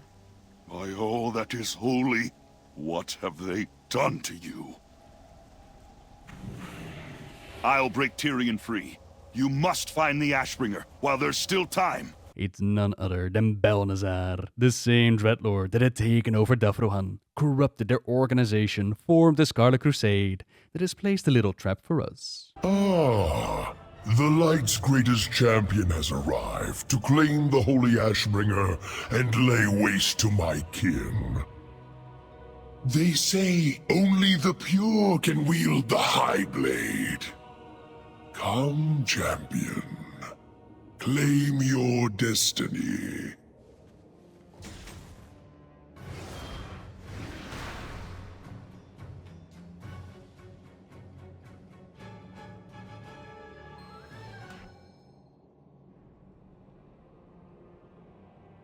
I've been waiting for you, Paladin. Know that I will rip the soul from your flesh and make your body my own. I will turn you into a weapon of the Legion. I will use your hollow shell to corrupt and destroy everything you have ever loved, piece by piece. Now kneel. Kneel before your new master. Give me the strength to shatter these bonds.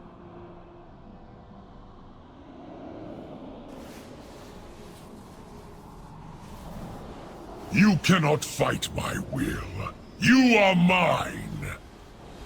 Very well. This will be a fine test. You think this is over, Paladin? Our journey together has just begun. Your journey has just begun, young prince. You must come quickly. Tyrion called for you by name. I fear he does not have long for this world. Hurry! Come closer. You must wield the blade. You must stop the Legion.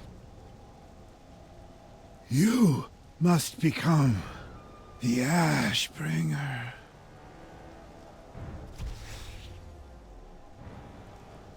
You will be missed, brother. High Lord Tyrion Fordring has passed away, and the weapon, the title, the destiny of the Ashbringer is been passed on to the champion to keep his legacy going. Paladins from all over the world, they gather at Light's Hope Chapel to join the ceremony and say a final goodbye before Tyrion is put to rest amongst the ancient heroes of the light. But not a peaceful rest. As the Death Knight Order Hall, they have teamed up with the Lich King to fight against the Burning Legion. They have been placed on a mission to reform the Four Horsemen. Without a leader, there will be no unity among the four. The time has come for the Ebon Blade to return to Light's Hope. The body of the great Tyrion Fordring rests beneath the chapel. Go now, and do what must be done. The Knights of the Tyrion Fordring was one of the greatest champions this world has known. If we do this, there will be a price to pay. I will obey, Deathlord, but know this. Should we go through with this, there will be no turning back. The fourth and final horseman, the one that's going to lead them all into battle, has been chosen by the Lich King to be Tyrion Fordring. You might remember how Darien and the Death Knights, how they've been sent over to Light's Hope before. It seems like history is about to repeat itself. Only now, Tyrion is not going to be able to defend himself. Tyrion's body rests below us, in the Hall of Champions. We will join you shortly, Deathlord. You will not succeed, Darien. The light will not allow it. It's Lady Liadrin holding down the fort as we fight her in the Hall of Champions. It seems like the High Lord, the leader of the Paladin Order Hall, that they're out questing elsewhere, possibly fighting against the Legion. But Liadrin is not the final line of defense. Without monsters, there can be no heroes. The time has come, Deathlord. Tyrion Fordring awaits. At last, the Four Horsemen shall have their leader.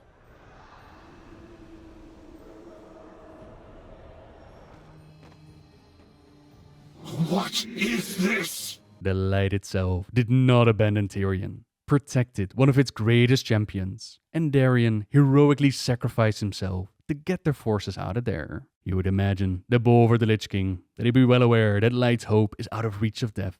Or perhaps he actually did, as this event, it pushes Darien himself to take up the reins, and he becomes their leader. For Tyrion, however, his spirit has passed on into the Shadowlands, and one can only wonder where he ended up. We know that somewhere in the Legion period, the Machine of Death got broken. All souls sent directly to the Maw, regardless of where they belong.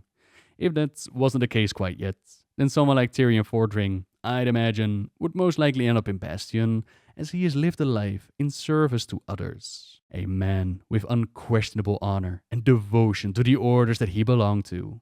The light, it was his everlasting companion through the good times and the bad. A life of struggle and hardship. But he carried it all and then some. Carried it to great victories over darkness. Put your faith in the light, and all is possible.